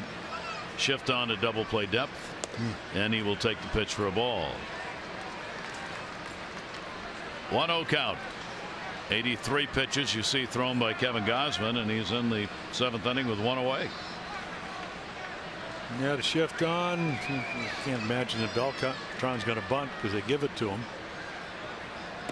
Takes another one. That's going to miss down low. Count goes 2-0. So behind Teixeira, behind McCann, and now behind Beltran. On the road trip, he's had 6 hits, 29 at bats, only 1 RBI. Teixeira the lead off first base. 2-0. Beltran hits just what the Orioles wanted.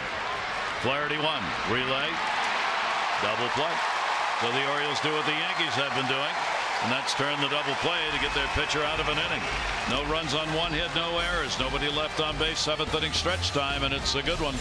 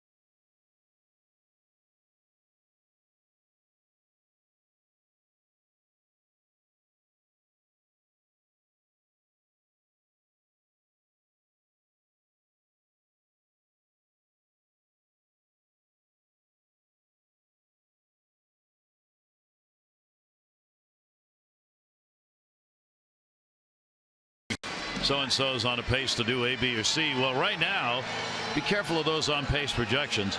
Nolan Ariendo's on pace for 66 home runs. Anthony Rizzo's on pace for 156 driven in. I love Jake Arrieta, though. He might do it. He's on pace for 36 wins. Kenley Jansen for 60 saves, and Clayton Kershaw 276 innings. That's based on what they've done so far this year. It's just for fun, and it shows you how the season levels things out as you move along. Tanaka, bottom half of the 7th inning, scoreless ball game. Orioles have 4 hits off him, all singles, all coming in different innings. That one will be fouled off.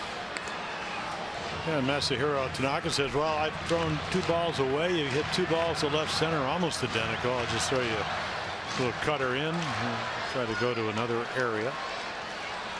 2 base hits to left field for Matt Wieters, and he's bunting. Tanaka can't get it out of the glove, but still makes the play. So 1 away, 7th inning. Wieters just trying to get on here in a scoreless game. On Saturday, don't miss your chance to meet Orioles pitcher Dylan Bundy. Sign autographs and meet fans. He's going to do it at the Orioles team store in the York Galleria from 11 until noon. You can browse the official gear in the store, get an autograph from one of the O's bright young stars. Saturday, 11 until noon at the Orioles official team store at the York Galleria. There's Dylan. Kim has walked and hit into a fielder's choice.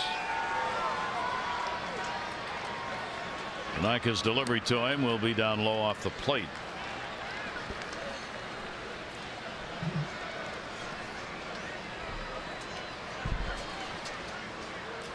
Kim worked it. Yeah, not a lot of pitches to drive tonight. Nope. Real tough timing, Tanaka.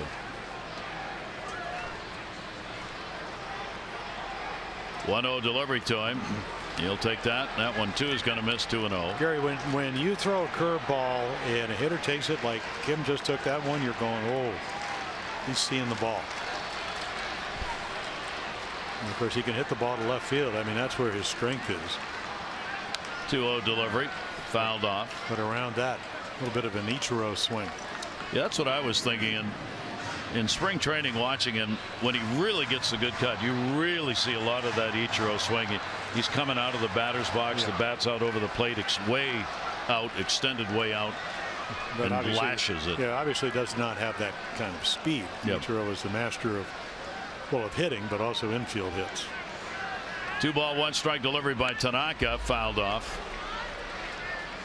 You know, I once saw an article where they compared Mickey Mantle, I mean the great Mickey Mantle, the famous Yankee Hall of Famer, to Ichiro, and they kind of sequenced it, and through the actual hitting zone, They're almost, when Mickey was hitting left-handed because he was a switch hitter, they're almost identical. We had at the end of the swing, Ichiro was almost at first base. And Mickey was slowly rounding with a home run. Of course, he could run too. Yeah. And that's fouled off. They said that knee injury when it was a water spigot out in center field. He stepped into. He used to run in old Yankee Stadium. It was like Hill and Dale. A little, well, maybe a cutter or something spinning. And he just hits it straight down. And maybe he gets David Rackley on the hand. Mickey used to bunt, drag bunt. They got him 3.3 seconds to first base. Made blazing speed. It's like the Acela. 2-2 delivery. That's going to go up the middle. Shortstop Gregorius just gets it over there in time, but does. 2 down. Well, hope you'll be joining us this homestand. The weekend series is going to wrap it up with the A's. Osvaldo Jimenez on the mound against Rich Hill tomorrow night. Our coverage on MASN 6:30 O's Extra, presented by Southwest. Our game at 7. All the access you need right here on MASN. So we talked about Rich Hill last night. He actually pitched for the Orioles briefly. Came up with the Cubs and 4 starts. Signed a big deal with the Red Sox and then actually pitched well. Look at those numbers. And then Osvaldo, he will have a chance to get back. One of those disappointing games against Chris Sale on Sunday. And then a low scoring game to the middle innings. Jonathan Schoop. Schoop has hit into a double play and he has grounded out. Effectiveness of these pitchers evidenced by the fact 7th inning these hitters are getting their 3rd at bat. He's up to 9 in a row. Kevin had retired 10 in a row before the base hit by Teixeira in the 7th inning. 0-1 pitch, little roller, and it'll go foul. Well, you talked about the 2 hits that Jonathan got, both of them 3-run home runs, and they were both on the same pitch. A slider that stayed up. So it's not that you don't throw it, but you know what the result will be if you get it in the middle of the plate. He's just got so many options. He moves the ball around with the best of them. Jonathan takes his time coming back to gather his breath. Tanaka closing in on that 85 mark in pitches thrown. Both these pitchers tit for tat in about every department. 0-2 count. Schoop's going to get a base hit into center field. Ellsbury. So Jonathan is on. That'll break that streak of retired batters by Tanaka, and it's an 8-game hit streak for Jonathan. Yeah, nice at bat, covered with 2 strikes, covered the outside corner, tried to react to some in, and Tanaka makes a nice play. Look how far outside this is. I mean, it's on the outside corner. Again, the maturation of Jonathan Schoop, cutting down the swing with 2 strikes. So Jonathan is on with the Orioles' 5th hit. They are all singles, and they've you're hoping spread out. Yeah, you're hoping, Gary, because you're running on contact, and maybe he'll drive one up the gap like he did down in Tampa, and Schoop can score all the way from first. Pedro Alvarez takes the pitch for a ball. He has popped out and struck out the Orioles DH with the 0 for 4 so far against the Yankees on the year. These 2 clubs are going to be jumbled together at the second half of the season. They're not playing much here in the first part of the year. They'll see a lot of each other in the second half. 1-0 pitch on the way to him. That's down to first, and that also is going to be fouled. Well, Chapman, Aroldis Chapman, I think is eligible to come back. They acquired from Cincinnati. He comes back, a power lefty. So he'll be in the back end of their bullpen along with Betances and Andrew Miller. Orioles will have a 4-game set against the Yankees in New York coming up after the All-Star break. 1 ball, 1 strike count. Alvarez. Jonathan Schoop at first base. And the pitch will be taken down low for a ball. Talking about matchups tonight and how good the Cubs Nationals game is. How about the 2 worst pitching staffs facing each other? Brewers and Reds playing in Cincinnati. Brewers have the highest starter ERA at 6.04. And the Reds have got the worst bullpen at 644 so far. Cincinnati 7, Brewers 1, 6th inning. Here's the 2-1 delivery, and came in. Can't hit that one. 2-2. Yeah, you think you're going to get something to hit, you don't. And that's both ways tonight. I mean, Gausman's the same. This little slider and a fastball count. And not only is it a little slider and a fastball count, it's perfectly located just off the plate. Pinpoint control throughout the game. Not unusual for Tanaka, but certainly unusual, period. 2 balls, 2 strikes. Scope still over there at first, 2 down. And he got him going up. 5 strikeouts for Tanaka. No runs, 1 hit, no errors, 1 left. We've completed 7. Scoreless ball game at Camden Yards.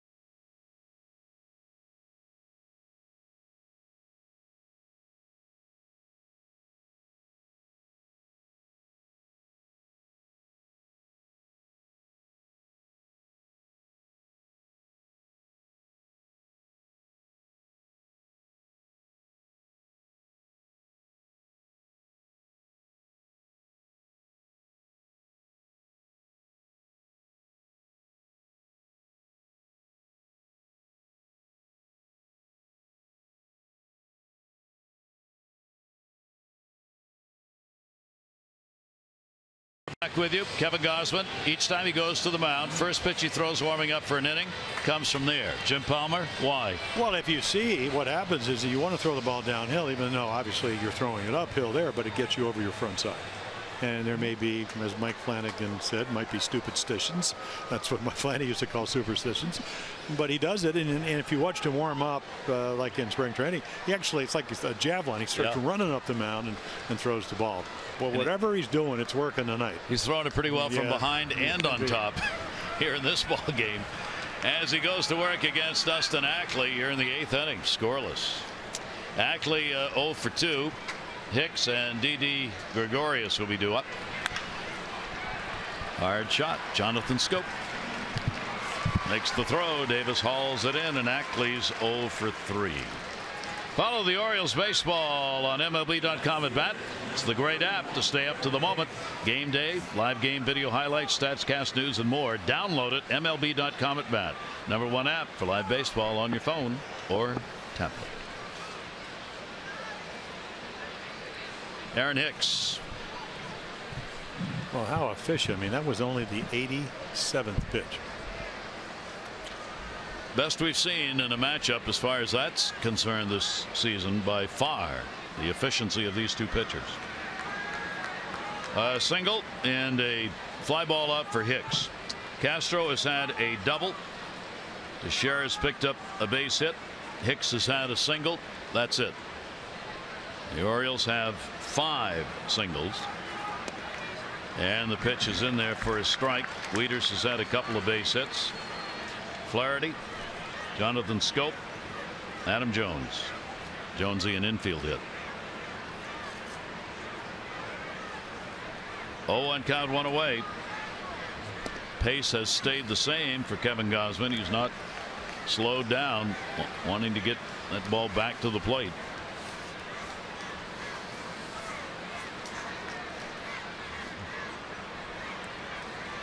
Even with the bag at third, Ryan Flaherty. The pitch will miss a little bit low. Yeah, he's right about, or maybe a couple pitches less than what he was in his first start. Betances getting loose. We saw him last night. But 91 in the first game. That was 5 innings, and then 6 innings, 94 in his last game. 2-1 delivery on the way, and came with the off speed and had him way out. Well, in the White Sox game, the last start, he would have probably pitched 7, maybe even 8 innings. And it's just a change-up that he turns it over a little bit. I'm not sure that was a splitter. But the 2 errors by the Orioles in the third was about 18 extra pitches. And that, so instead of 7 innings, maybe 8. And a close game, only pitched 6. Hicks able to fight that one off. Dave Wallace, pitching coach, obviously delighted with the performance he's seen from Kevin Gausman in this start. Well, he's happy. He was happy with Tyler Wilson's performance. Same with Chris Tillman. And a swing and a miss. Came back with one even slower, and out in front even more is Hicks. Yeah, that's the splitter that has a little more movement. He throws 2. I mean, he threw a straight changeup. You can see him turn this one over, so it's got more movement. The straight change he threw to Brett Laurie, and he actually threw a solo home run for the 3rd run in his last game. So he goes, I'm not sure that's a good time to throw that pitch. Career high for Kevin innings pitched is 8. Well, that came against Toronto, game 2 of a doubleheader last September 30th. He's working on completing 8 innings here, and he's got 2 down. Gregorius 0 for 2, fielder's choice, and he is grounded out. 1-0 count. Base runners few and far between. A walk by Tanaka, none by Kevin Gausman. So they haven't hurt their own cause. 1-0 pitch. Picks the feet up a little bit inside. Well, he loves to pitch here. I mean, 3-1 with an ERA of under 2 runs a game last year, 9-7 lifetime. As you mentioned, I mean, he's closing in on 50 career starts. And that 9-7 ERA, a couple of ticks over 3 runs a game. That's pitching. A.D. Gregorius will foul that one away. He's certainly not fatigued, because when he needed to get that 96 pitches, he threw 96.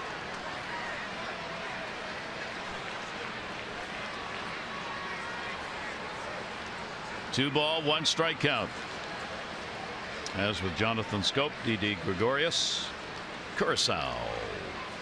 2-1 pitch, and another one. That one on the fist gets fouled away. What I like is you just watch Matt Wieters. I mean, here we are in the 8th inning, and he gets behind him. Fastball at 96 up and in. Matt wants to come in, and he throws it exactly where the glove is. So not only good velocity, great command. 2-2, 2 down. Right back to the mound. Wow. Fans will be up applauding as he leaves, not necessarily meaning he is done. He retires the side in order. Bottom of the 8th inning. Zip, zip.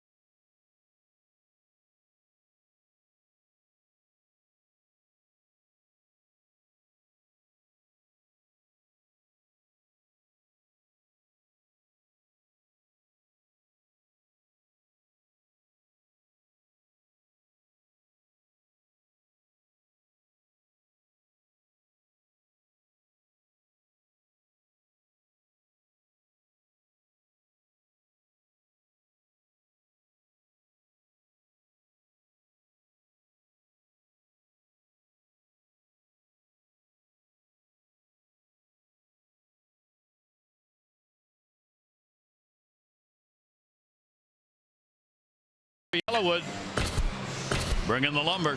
Lumber's been tough to find. Wieters, base hit. Adam Jones beats out an infield hit. Flaherty threw the shift. Weeder same place as the first one. Jonathan Scope the base hit. But that's been it for hits for the O's. Yellowwood bringing the lumber. No score as we go to the bottom half of the 8th inning. 2 starters. Yeah, and they'll take the bunt away in a 0-0 game. And Ryan Flaherty can do that. So Flaherty a base hit. He is struck out. Manny Machado and then Jones. Tanaka with a delivery to him, and the off-speed pitch is in there for a strike all the way down to 75 miles an hour. The amazing thing, Gary, he's thrown it about 5 times, and 5 times he's thrown it for a perfect strike. Has complete command of that, at least tonight. Here's the 0-1 delivery to him. Flaherty high strike. Garbado we've seen in this series, and Betances has stayed up. And the Orioles get Darren ready. Darren O'Day. 0-2 count. Torreyes, third baseman, backs up now. And that pitch will be a little higher and out of the strike zone. Yeah, that's the pitch he's used when he gets ahead. A little cut fastball. You know, maybe not as hard as the fastball, but able to cut it in under the left-hander's hands and hopefully get him to chase. But Ryan Flaherty lays off it.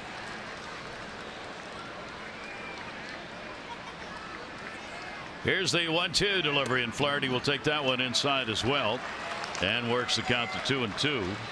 The only walk drawn by Kim came back in the 4th inning, and he had to work it. Took the count 3-2, fouled off a couple. Tanaka obviously has been, if not on the plate, real close to it in virtually every pitch thrown. Look at that, about 78% splitters and sliders tonight. Flaherty waiting on a 2-2, and he got it. I mean, he phrases him with 90 down the middle, and Ryan's a little frustrated. You know, he's looking for everything, and this ball ends up late life again. I mean, you think it's going to maybe be inside, runs back over the corner. And Brian McCann really frames it perfectly for David Rackley behind the plate. High in strikeouts this year. He had 7 against Tampa Bay 2 starts ago. Career high is 11, which he's done twice. He's got 6 in this one. Manny Machado. Manny starting the day, 2 in batting average, first in multi-hit games, and first in hits, moving ahead of Dustin Pedroia. And he will go after the first pitch down the line. That's going to be a souvenir. Oh, Gary, here we go in the 8th inning, and he tunes it up to 92. He still has some in the tank. It really does.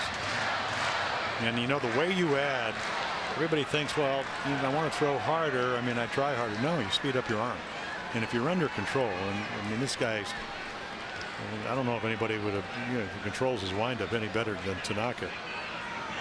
Machado to short. Didi Gregorius down. Fine stop. Hits so hard he has plenty of time to get it. And there are 2 away here in the 8th inning. In our Major League Notebook, take a look at what's gone on this day in baseball. 2014, the Iowa Lumber Kings had the largest comeback in professional baseball history. They overcame a 16-run deficit in that ball game to come away with a 20-17 win. And in 1904, Cy Young tossed the first perfect game in American League history against Rube Waddell and Philadelphia. It was a 3-0 final. And there is the man whose name associated with the highest pitching award in the majors. Yeah, that award didn't start till 1956, and Don Newcomb won the first one. I think he won 27 games that year, and they only gave it out in 1 league. Yeah, that's right. There was only one, right? At least initially. Yeah. Of course, Don Newcomb, one of the boys of summer. Adam Jones, 1-0, 2 down, nobody on. He'd like to be one of the boys of May. Yes. Get into one. Jones, the one that's outside. By the way, in that game that had that 16-run deficit, that was in the 5th inning. They were down by 15, so they came back after the 5th to score 16 runs. 1 ball, 1 strike count.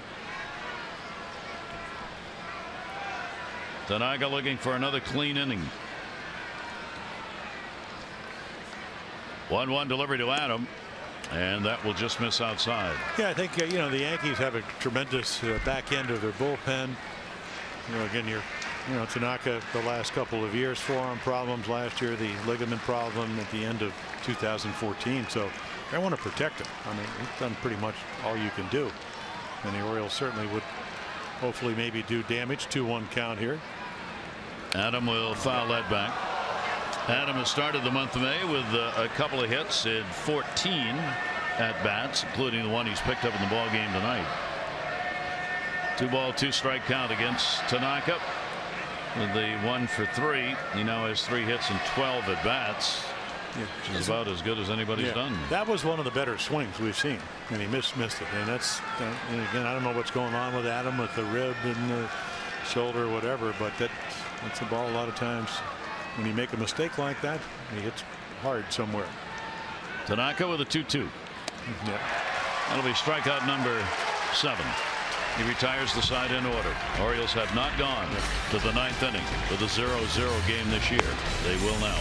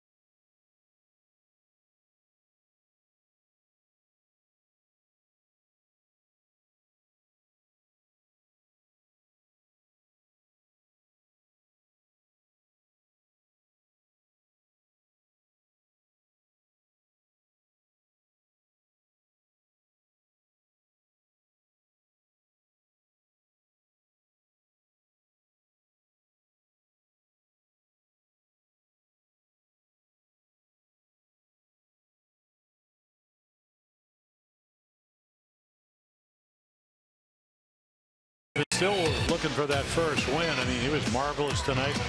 Leadoff double to Castro, 4th inning. It's about the only problems he really got into. Everything was working. McCann down on strikes. Great splitter right there. And again, Castro can't get to it. Neither can Hicks. What a night. Only 3 hits, no walks, 4 strikeouts. Look at that. 65 strikes in 98 pitches. Now our Jiffy Lube pitching change, brought to you by Jiffy Lube, where participating stores now do brake services. Stop in and let Jiffy Lube inspect your brakes today. Darren O'Day, fastball slider. He can elevate it, he can sink it, and he can change speeds on it. Chase Headley is going to pinch hit. He'll be in the number 9 hole. Torres at an 0 for 2, lined out his last time up. Scoreless game, 9th inning, goes after the first pitch from O'Day.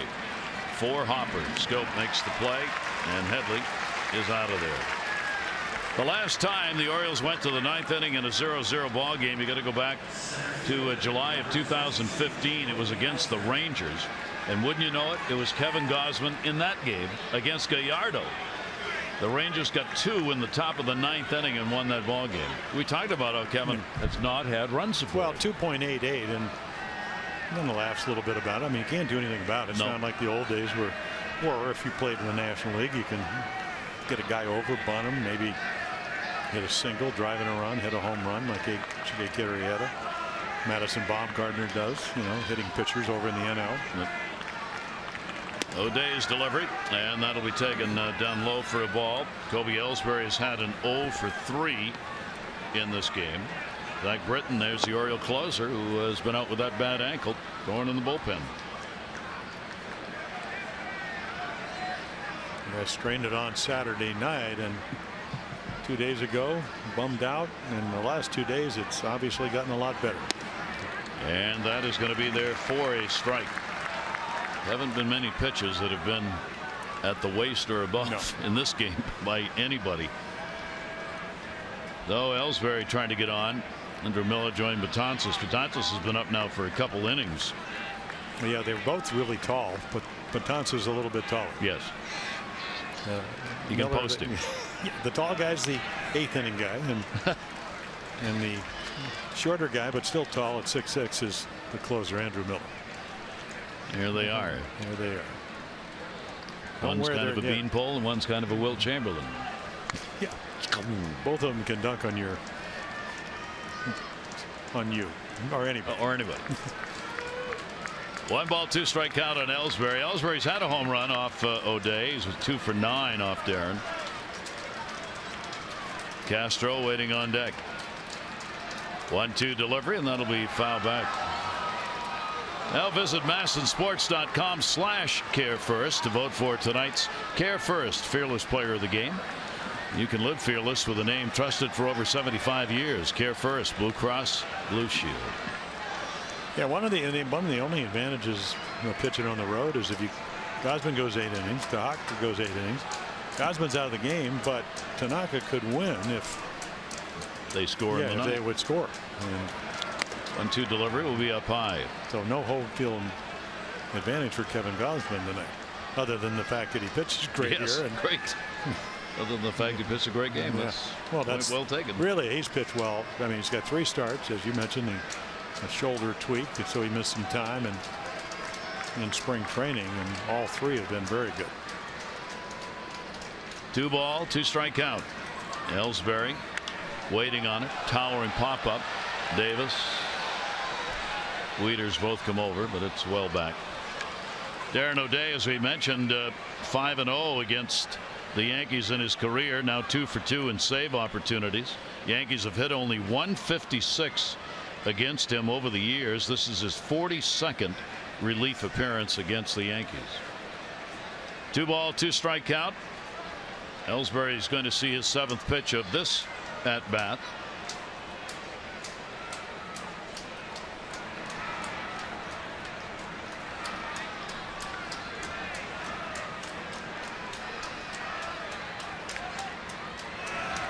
And O'Day's delivery will be fouled off Wieters. So the count will stay at 2-2. What a rubber match game this one has been. The Orioles 3-3 in this homestand, with this one and 3 against Oakland coming up. Yankees road trip where they have struggled. A couple of wins, 6 losses on the road trip for New York. As we mentioned, they go home and they get Boston and then Kansas City and then the White Sox. 2-2 delivery, and we'll just miss. Well, you got to be careful because, I mean, you want to get him out, and he's tried just about everything, but Jacoby's power is kind of inside middle. I thought he hit a ball. I mean, it's funny, Gausman, the way he was pitching tonight, was the way when you were doing the Met games. Remember when Doc Gooden went 24-4? They just couldn't generate a lot of bat speed. 3-2 delivery, and he got in looking. You know, it's interesting. We saw Britton, but when they didn't have a closer because Zach wasn't available, Darren O'Day said, listen, I close. Brad Brock closed in the minor league. So did Michael Gibbons. This is a perfect breaking ball. I mean, he does it to righties where he starts it at the front hip. This one, Ellsbury, he is just hoping as that ball goes over the outside corner that it's outside, and it's not. So Castro with 2 down and nobody on in the top of the 9th. Castro a double in the 4th inning. Castro has the only extra base hit in the ball game, and the pitch taken outside. He ended up at third base, stranded there. He has also been the only runner to see third base. You know, Gary, I mean, he hung a curveball to Castro, and he got a change up to Mark Teixeira. Those are the only 2 pitches that you would say really were, everything else was close to unhittable. Yeah. I mean, they got another hit in there, and that was just a high chopper up the middle by Aaron Hicks. 1-0 delivery. O'Day will miss outside with that.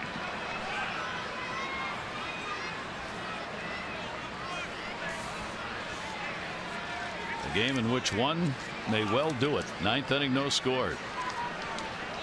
A-Rod on the DL talking with Ellsbury.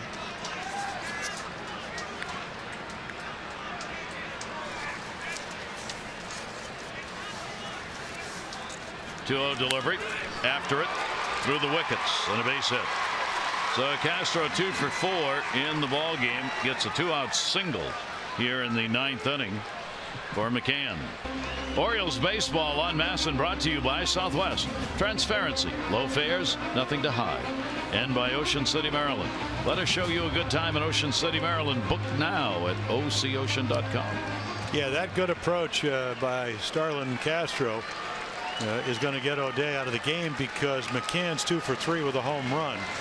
So surprise, Britton wasn't expected to be ready for a couple more days.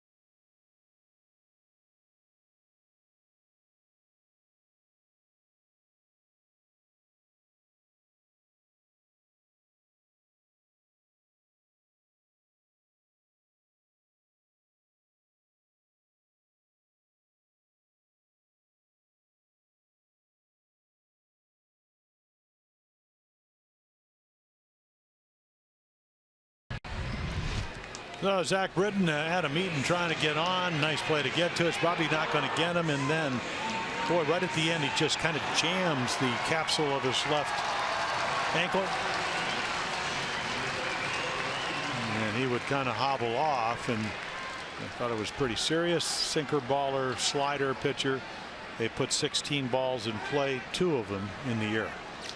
So he's back, and Zach will go to work with a runner at first base. Castro. McCann 0 for 3, 2 fly ball outs and a strikeout, and bounces, and the runner's going to move up. Matt did not know where that went. So Castro takes off on a wild pitch from Britton to get into scoring position. Yeah, tries to backhand it. I mean, that's kind of the conventional way. Bounces way out in front of home plate. And again, very tough to do. So you can see perfect as far as stranding runners. But the last thing he wanted to do is wild pitch him into scoring position. Can 3 for 9 off him. So pretty good number. Yankees have an 0 for 3 with runners in scoring position so far in the ball game. 1-0 count. And McCann will take that away. Yeah, the big question, Gary, because it's the left ankle, it's the push-off ankle. And Richie Van Sel's longtime Oriole trainer said if either of them, you know, he said, well, if it's the right ankle, it wouldn't hurt him. And Richie said, no. That's how you hurt your shoulder. So hopefully it feels all right where he can throw strikes. He doesn't hurt himself. 2-0 delivery on the way is going to miss outside. So he falls behind 3-0. Mark Teixeira is waiting on deck, the switch hitter. Here you see the numbers tonight. Just not many chances in this game. McCann with some power. Big secondary lead for Castro. He's got good speed, and he was going after it, trying to get a run here in the 9th inning on the 3-0, looking for a pitch to hit, and fouled it off. Well, Joe Girardi ejected from the game, but still making the decisions. And like you said, McCann swinging well. Figures that maybe he'll get something a little more hittable. Alan Cockrell, the hitting instructor, on the right, and then Rob Thompson, bench coach, on the left. 2 down. 3-1 delivery by Britton. He wanted a hit. Pickoff. They may get him. He is out at second base. What a base running mistake by Castro, and what a great play by Waiters. They saw him with that big secondary lead. Matt came up slowly, really decoyed him. Manny moved in. Tag put on. Yikes. We go to the bottom half of the ninth inning. Zip, zip.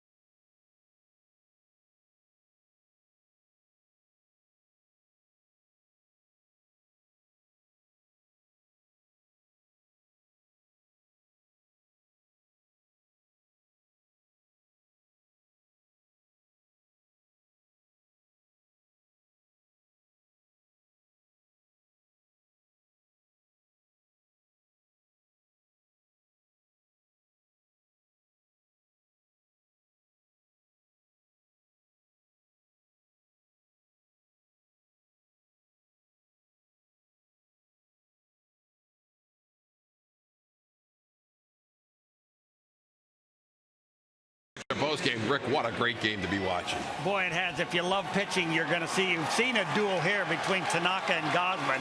Both of them have finished 8 innings and a shutout.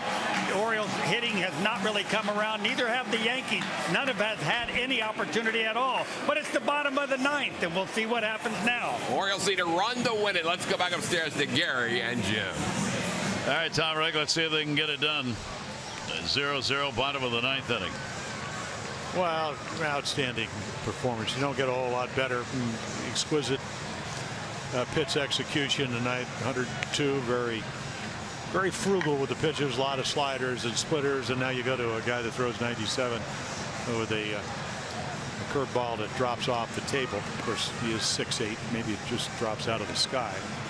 He did give up home runs before last night. Came in 2/3 of an inning with a strikeout, and in 3 consecutive games. And like Joe Girardi said, I can't imagine it'll ever happen again. Probably won't, but it did. Again, still a very dominant pitcher. So Betances will be going against the middle of the Orioles order, and Davis, Trumbo, and Wieters. Bottom half of the ninth. Chase Headley stays in the ball game at third base, and the Orioles will try and get a bottom of the ninth inning win, and a win to take their 5th series of the year. Yeah, and then the throw by Wieters was just incredible. Right on the money. I mean, right on the money, and I really think he decoyed him a bit, because Matt stayed down. He did. And you have to look at it again, but Castro probably went flat-footed, just going to kind of walk back to the bag. Yeah, the minute the ball got by the hitter, you figure, well, okay. I mean, you know, I'm going to get my good secondary lead, and Matt apparently saw it, like you said before, but the throw was just perfect. And Davis on a swing and a miss on Betances. Chris 1 for 8 off the Yankee reliever. Kevin Gosman sitting there, non-decision, and a great game with the 3 hits over 8 innings. Yeah, well, nobody struck out more guys in 2015. 131 at all major league relievers. Davis has an 0 for 3, a couple of ground ball outs and a strikeout. Delivery to him, and that's the heat at 96 for a strike. Some significant difference when you're talking about Tanaka and Betances for hitters as to what you're looking at. Yeah, but when he's on, and he struggled when he gave up the 3 home runs. Same result. There's the book. Yeah. I mean, one to Brett Nicholas, the young catcher with Dallas, and then he gave up one to David Ortiz, who hit his 509th home run last night. So everybody sooner or later will give one up to David Ortiz, and then Christian Vasquez on Sunday night. Betances with a 1-2 delivery. Chris went after it. Yes. No, I don't think so. Chris Guccione at third base on the call. Well, that's not a very good call. I just don't think the bat went out. And Buck said, I just agree with whatever Joe Girardi said. Let's see if the bat does go out there. It went far enough to call. Sitting up here, you'd think it didn't go very far, but Yeah, that'll get called every time. With his power, yeah, it could have been a double up the gap. Yep. So here is Trumbo, 0 for 3, strikeout, ground out, line out. Trumbo 1 for 3 against Betances. No score, bottom of the ninth. Pitch will miss outside for a ball. Betances' 20th game against the Orioles has an ERA of .82 against the O's. His record is 1-1. He's 1 for 2 in saves. The Orioles have hit 156 off Betances, the same thing the Yankees had hit against Darren O'Day. 1-0 pitch. Never saw it. Yeah, you're just hoping you're in the same zip code when you swing at that curveball.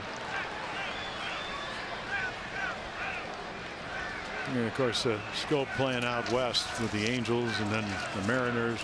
Arizona's only faced him 4 times. 1 ball, 1 strike count from Betances. Outfield as far back as you can get. Pitch will miss down low. Tremendous gap. Look at that left center field gap with Ellsbury moved over to right. Well, that's very unusual. I mean, it's unusual they play him to pull. Because after the first game, they'd like to put their outfielders in the bleachers because they get 2 out there. 1 a moonshot. 2-1 delivery to him, and that'll be up and in. Yeah, and Gary, I'm not sure. I mean, we told you 6'8". I mean, he throws 96, 97. There's no guarantee you're going to get a fastball here. I mean, he'll throw his curveball at any time, and that's why. Well, that last one was only 83. Yeah. Well, he throws the unexpected. It's just the fastball gets up there closer to 100 than it does the 90. 3-1 delivery to him, and that'll miss inside and an off-speed pitch. Yeah, so that was a curveball, and he did miss. So in the bottom of the ninth, 1 on and 1 down. The Orioles need only 1 to put this away. Joey Rickard will come on to run for Trumbo. 1 for 1. Doesn't steal a lot. Doesn't try it. Young player, Rule 5. Got him out of the Tampa Bay organization. But if you're ever thinking about running, certainly not an experienced-based runner, but does have real good speed. Matt Waiters has 2 hits, 2 for 3, and that one, ooh. Stay on that bag, says Wayne Kirby, as Teixeira had it. Yeah, I'm really wondering if he can hold runners. And again, I mean, it looks like he caught his right spike and almost throws it away. So they've attempted to run 3 times and been successful 3 times. Matt Waiters with the 0 for 2 off Betances. Runner fakes a go in the air, right field, deep, near the wall, up and caught. Dustin Ackley hauled it in. They tag first base. Down at second was Rickard, and the inning is over. It's a double play. Matt Waiters almost putting it away. Buck Showalter saying, hang on. Yeah, I think the ball hit the wall. Did it scrape down the wall? No, nope, it didn't. Nope. Dustin Ackley made a great catch, denying the Orioles what would have been a game-winning hit. Up he went, right into the glove. Yep. You know, it came up, but we told you about being a #1 draft choice. He came up as a second baseman. And he skies. So the Orioles gave it a whirl, but not to be, as Waiters had the crowd on their feet. And if that had just had another inch where it could have skimmed the wall, well, it would have been enough. Gary, there's a little shelf out there, right? Yep. Where the glove is. And if the ball hits off there, it's probably going up in the air. Yep. And as we told you, Rickard can run. Well, no matter where it hits, it would have come back. Yeah. And nobody was back in the play. Yeah, he's going to score easily. Yeah. They're going to take a look at this on the challenge it. Yeah, I think you have a couple of options if you're Buck Showalter. You can go out there and ask the umpires to review it on their own. Yeah. Or, and we'll hear about that, is it a challenge? But it appeared that the ball went probably into an umpire the glove. discretion here. Yeah. Appeared to go right in the web of the glove. Terrific play. Yep.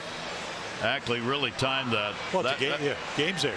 And that's a ball where generally the right fielders will stay back in order to play a rebound. That didn't hit the. It looks like it because you got that wrinkle of the advertisement. Exactly. There. I think the glove actually hits it, and that you see that, but special play.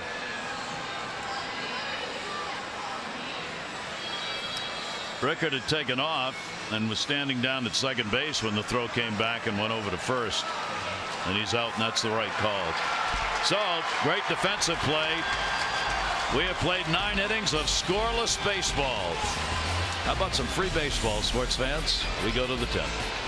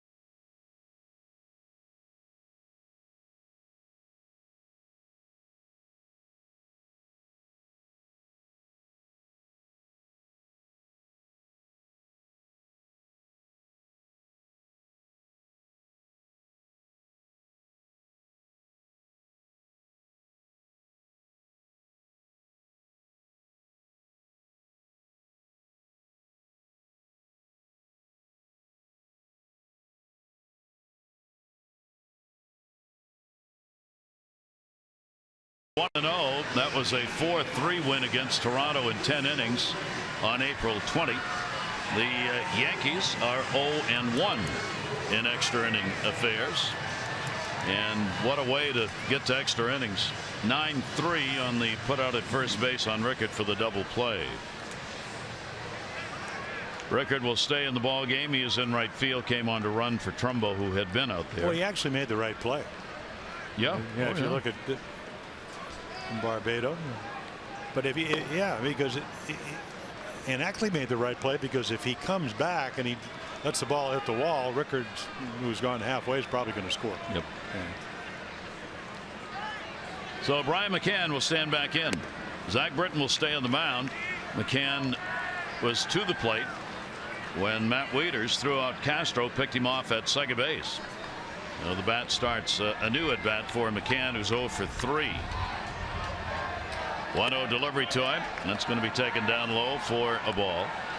Yeah, so for Zach, coming off the ankle sprain, contusion, whatever you want to call it, he hasn't thrown more than 16 pitches all the way back till the 11th of April.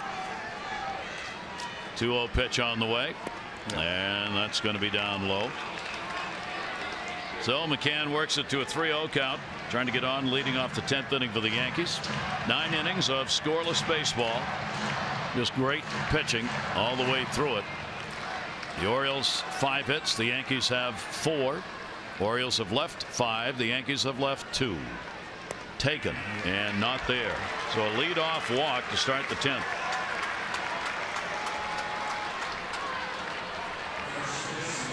Now you've got Teixeira and Beltran due up. And then you're going to get Brett Gardner coming out to run for Brian McCann.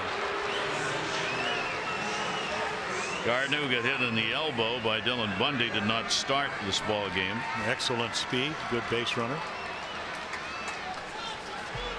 Teixeira will come to the plate. Teixeira with a 2 for 6 off Zach Britton.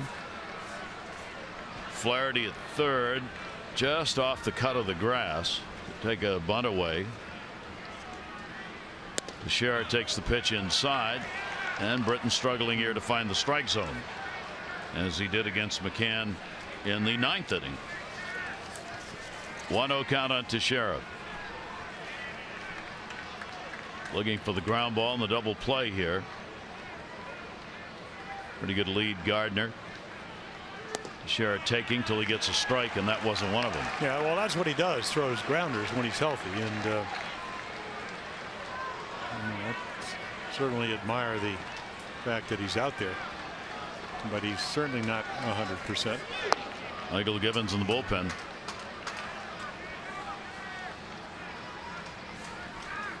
Two-0 count, and that's a strike in the inside corner. But Showalter saying again before the game today, we'll err on the side of caution when it comes to Zach Britton. We do not want him pitching if we feel there's any problem. So obviously the Orioles felt coming into tonight that he'd been able to throw well enough and felt close to 100% to be in here. 2-1 delivery on the way, and he got that one by him at 95. Little short stroke there by Teixeira and a zipper. Yeah, 95, and this is the sinker that we all know and love. Hitters don't like it, but. And the count goes to 2-2. Teixeira's had a base hit, 1 for 3 in the ball game. 2-2. Gardner not going. Teixeira takes it. 3-2.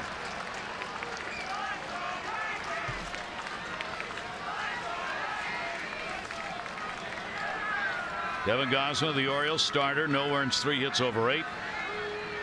Tanaka, no runs, 5 hits over 8. 2 outstanding no decision performances. Gardner back to the bag. O'Day worked 2/3 of an inning for the Orioles, a hit and a strikeout. Now Britton. Yeah, I would think that Joe Girardi would probably let Brett Gardner run, and the reason I say that is because if you come up in front of the umpire, it's ball 4. So you got to frame the pitch if you're Matt Wieters, and then you have an excellent base runner. Nope, doesn't go. 3-2 and struck him out. I was wrong there. That's probably the reason. I figure maybe you start the runner, you may get him into scoring position, and then 95, enough movement that Mark Teixeira swings right over it. Well, just sinking enough, even though it was around the thighs. Now Britton against Beltran. Beltran's 2 for 4 with a homer off the Orioles left-hander. 0 for 3 in this one. 3 for 11 in the series. See if Gardner goes now with 1 down. Yeah, I don't think he'll steal. I just figured, boy, 3-2. Got to frame the pitch. If you're Zach Britton, you got to take a little longer to make sure you throw a strike. I always felt that that was a good time for the opposition to run. Britton rarely in situations where he has runners on, much less those who might steal. Same thing with Betances. Yeah, because they just usually come in, start an inning in the 9th, and face 3 hitters and leave. And then you got Givens, who lefties are 8 for 15. That's over 500. And if he doesn't get Teixeira out, the next 4 hitters are left-handed. 1 away. Gardner extends his lead by a half step. Not going. That one's foul tipped into the mitt by Beltran. Well, that home run you talked about was one of the few blown saves that Zach Britton had 2 years ago up in New York. A high fastball and walk-off home run. Ready with an 0-1. Long set. Tailed that one away. In and out on those last 2 in an 0-2 count. Well, maybe getting a better feel. You know, you pitch on Saturday. Here we are later in the week on Thursday. So it's been a while. Get into more of a rhythm, and the ball does what you want it to do.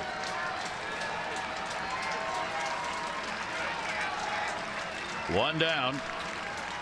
Gardner, the pinch runner at first base. The 0-2. Went outside again, try and get him to go after that one a little further out, and a 1-ball 2-strike count from Zach. Great ball game, old-fashioned baseball in this one, as the hitters have struggled to make contact against these pitchers.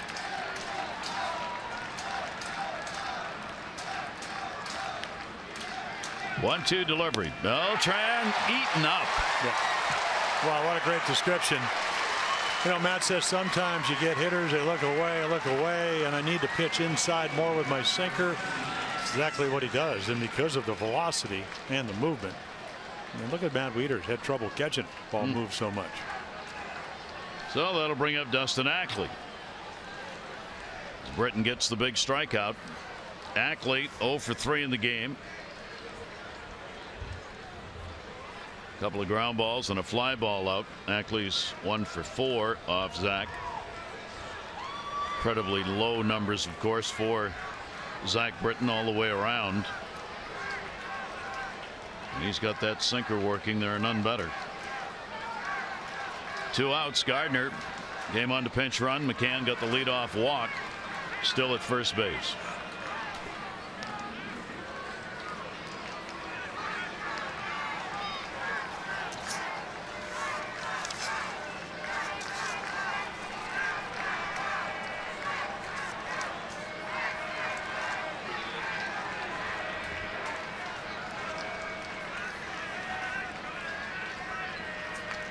Gardner not going anywhere, and the pitch is right there. Ackley one down the middle on that one. Miller's been up a couple times now, so has Barbado. Yeah, it seems, I guess, in pitching years, as you look at the lefty Andrew Miller, Zach Britton won 11 games for the Orioles back in 2011. So he knows how to hold runners. 0-1 delivery on the way. Check swing. Did he go? Yep. 0-2. That's what Chris Guccione is looking at. Big swing. So Britton with a chance to strike the side out after starting it out with a walk.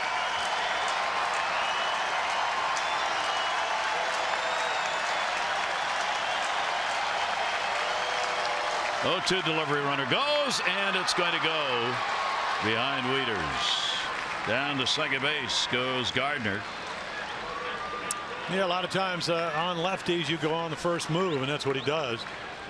And then the ball moves so much.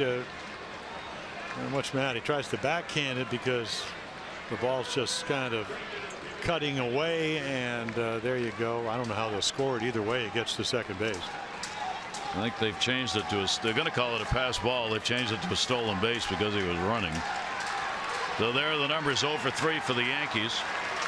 2 down, runner in scoring position. Ackley with a 1-ball 2-strike count. You know, Gardner will keep an eye on Machado behind him after he saw Castro get picked off. Swing and a miss. It won't matter. So Britton strikes the side out. No runs, no hits, no errors. 1 left on base. Bottom of the 10th inning. Cricket, something to smile about. How about free baseball? Smile on that.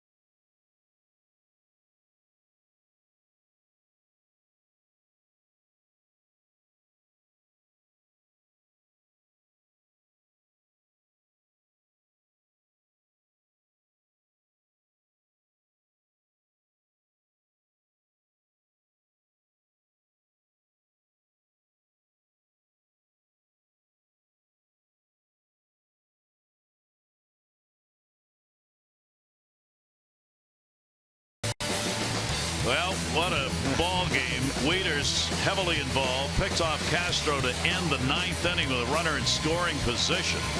Then Wieters almost ends the ball game with what could have been a home run or an extra base hit. Dustin Ackley not only makes the catch, but gets it back into first base. The double play held on the review, and here we are. So Barbado will come in. We saw him Tuesday night, 4-1 loss for the Yankees. Fastball, curveball pitcher, had a good one, 92 to 94 miles per hour.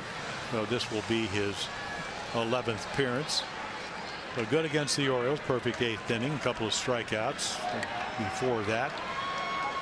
That's when the Yankees got swept up in Boston. Not so good. You can see lefties hit him a little bit better than righties. Kim will lead it off for the Orioles. Young Soo Kim will take the pitch. It is in there for a strike. He has drawn a walk, 0 for 2 in the ball game. 23-year-old rookie on the mound for the Yankees here in the bottom half of the 10th inning.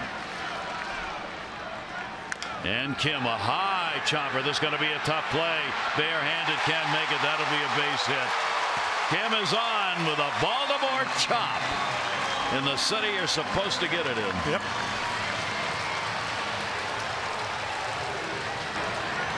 Well, there you go. He gets hit some way or not. He walked earlier off of Tanaka, one of the few guys to get on base.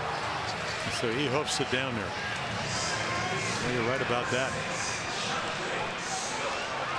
A do-or-die play. Didi Gregorius was playing over there in that side of second and just couldn't do it. I mean, you come in, you either make it barehanded or you don't make it, and he didn't. Jonathan Scope. Want to manage the 10th here, sports fans? Are you making put on a bunt here? I would think so, but I've been wrong all night, so yep, he'll take it. I told you. Well, he takes it. Maybe just taking one. Well, we don't see him bunt a whole lot. No. And at the end of the day, it may be a sacrifice situation, but if you're Buck Showalter, even though you're supposed to bunt, we all know that's. Well, you got Alvarez, who's not hitting real well right now, behind him. You might want to give Scope the chance because Scope's got a 8-game hit streak. No base hit here, and he did give him a chance, and it's fouled back. And then he gets a hanging curveball, just stays up a little bit. Base hit came in the 7th inning for him. Yeah, really. I mean, really good at bat. Went right back up the middle on a 3-2 pitch, down and away off of Tanaka. Kim at first base to Shira holding. And Headley kind of he's guarding the line. Down at third base. Long high set. Ball's going to loop. That's going to be a base hit left center field. Kim's going to make the turn with a play in front of him. Ellsbury up.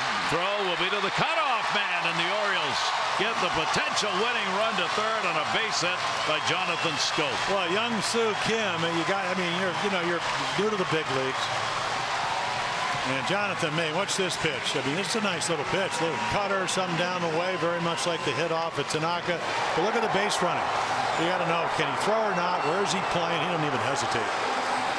And so Ellsbury's pretty good off defensive in the case he can go get the ball, but not a strong arm. So you got first and third, nobody out.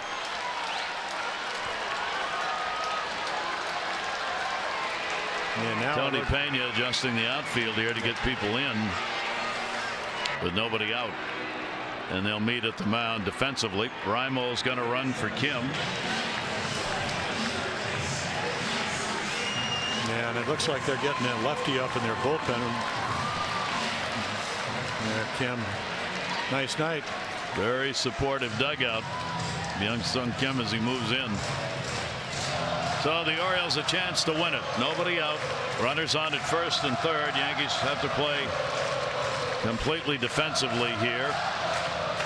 Joe Girardi, of course, thrown out of the ball game earlier. Robbie Thompson, the bench coach.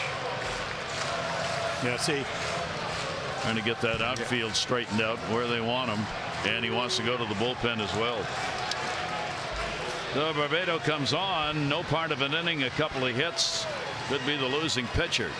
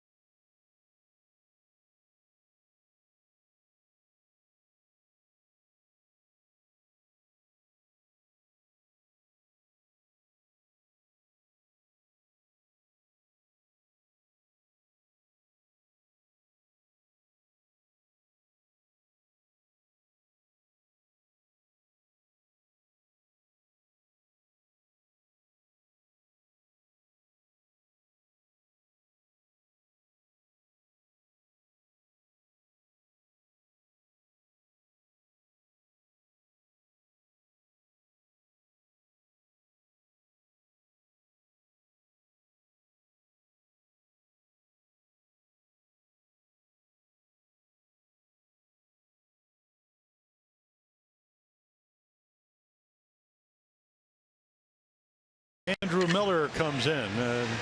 Last year 100 strikeouts, 62 and 2/3 innings.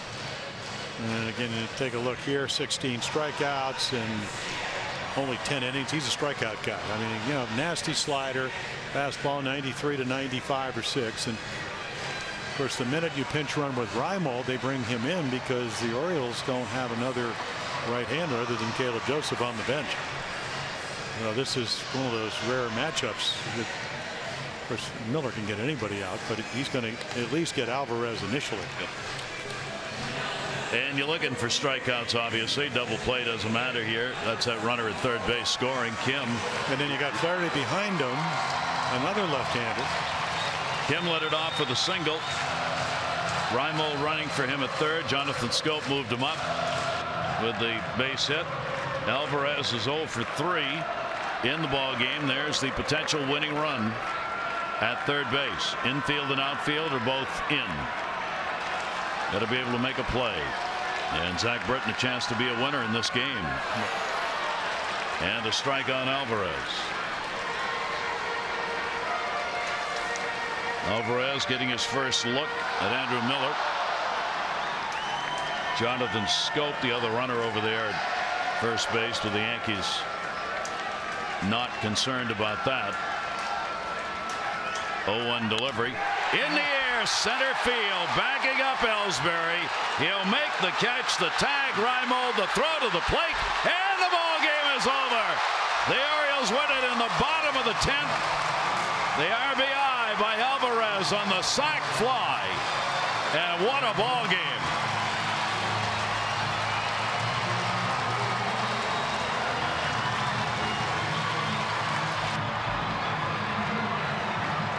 About a couple of guys who haven't had a lot of chances or have not had good luck with their chances being involved. Kim leads it off with a base hit.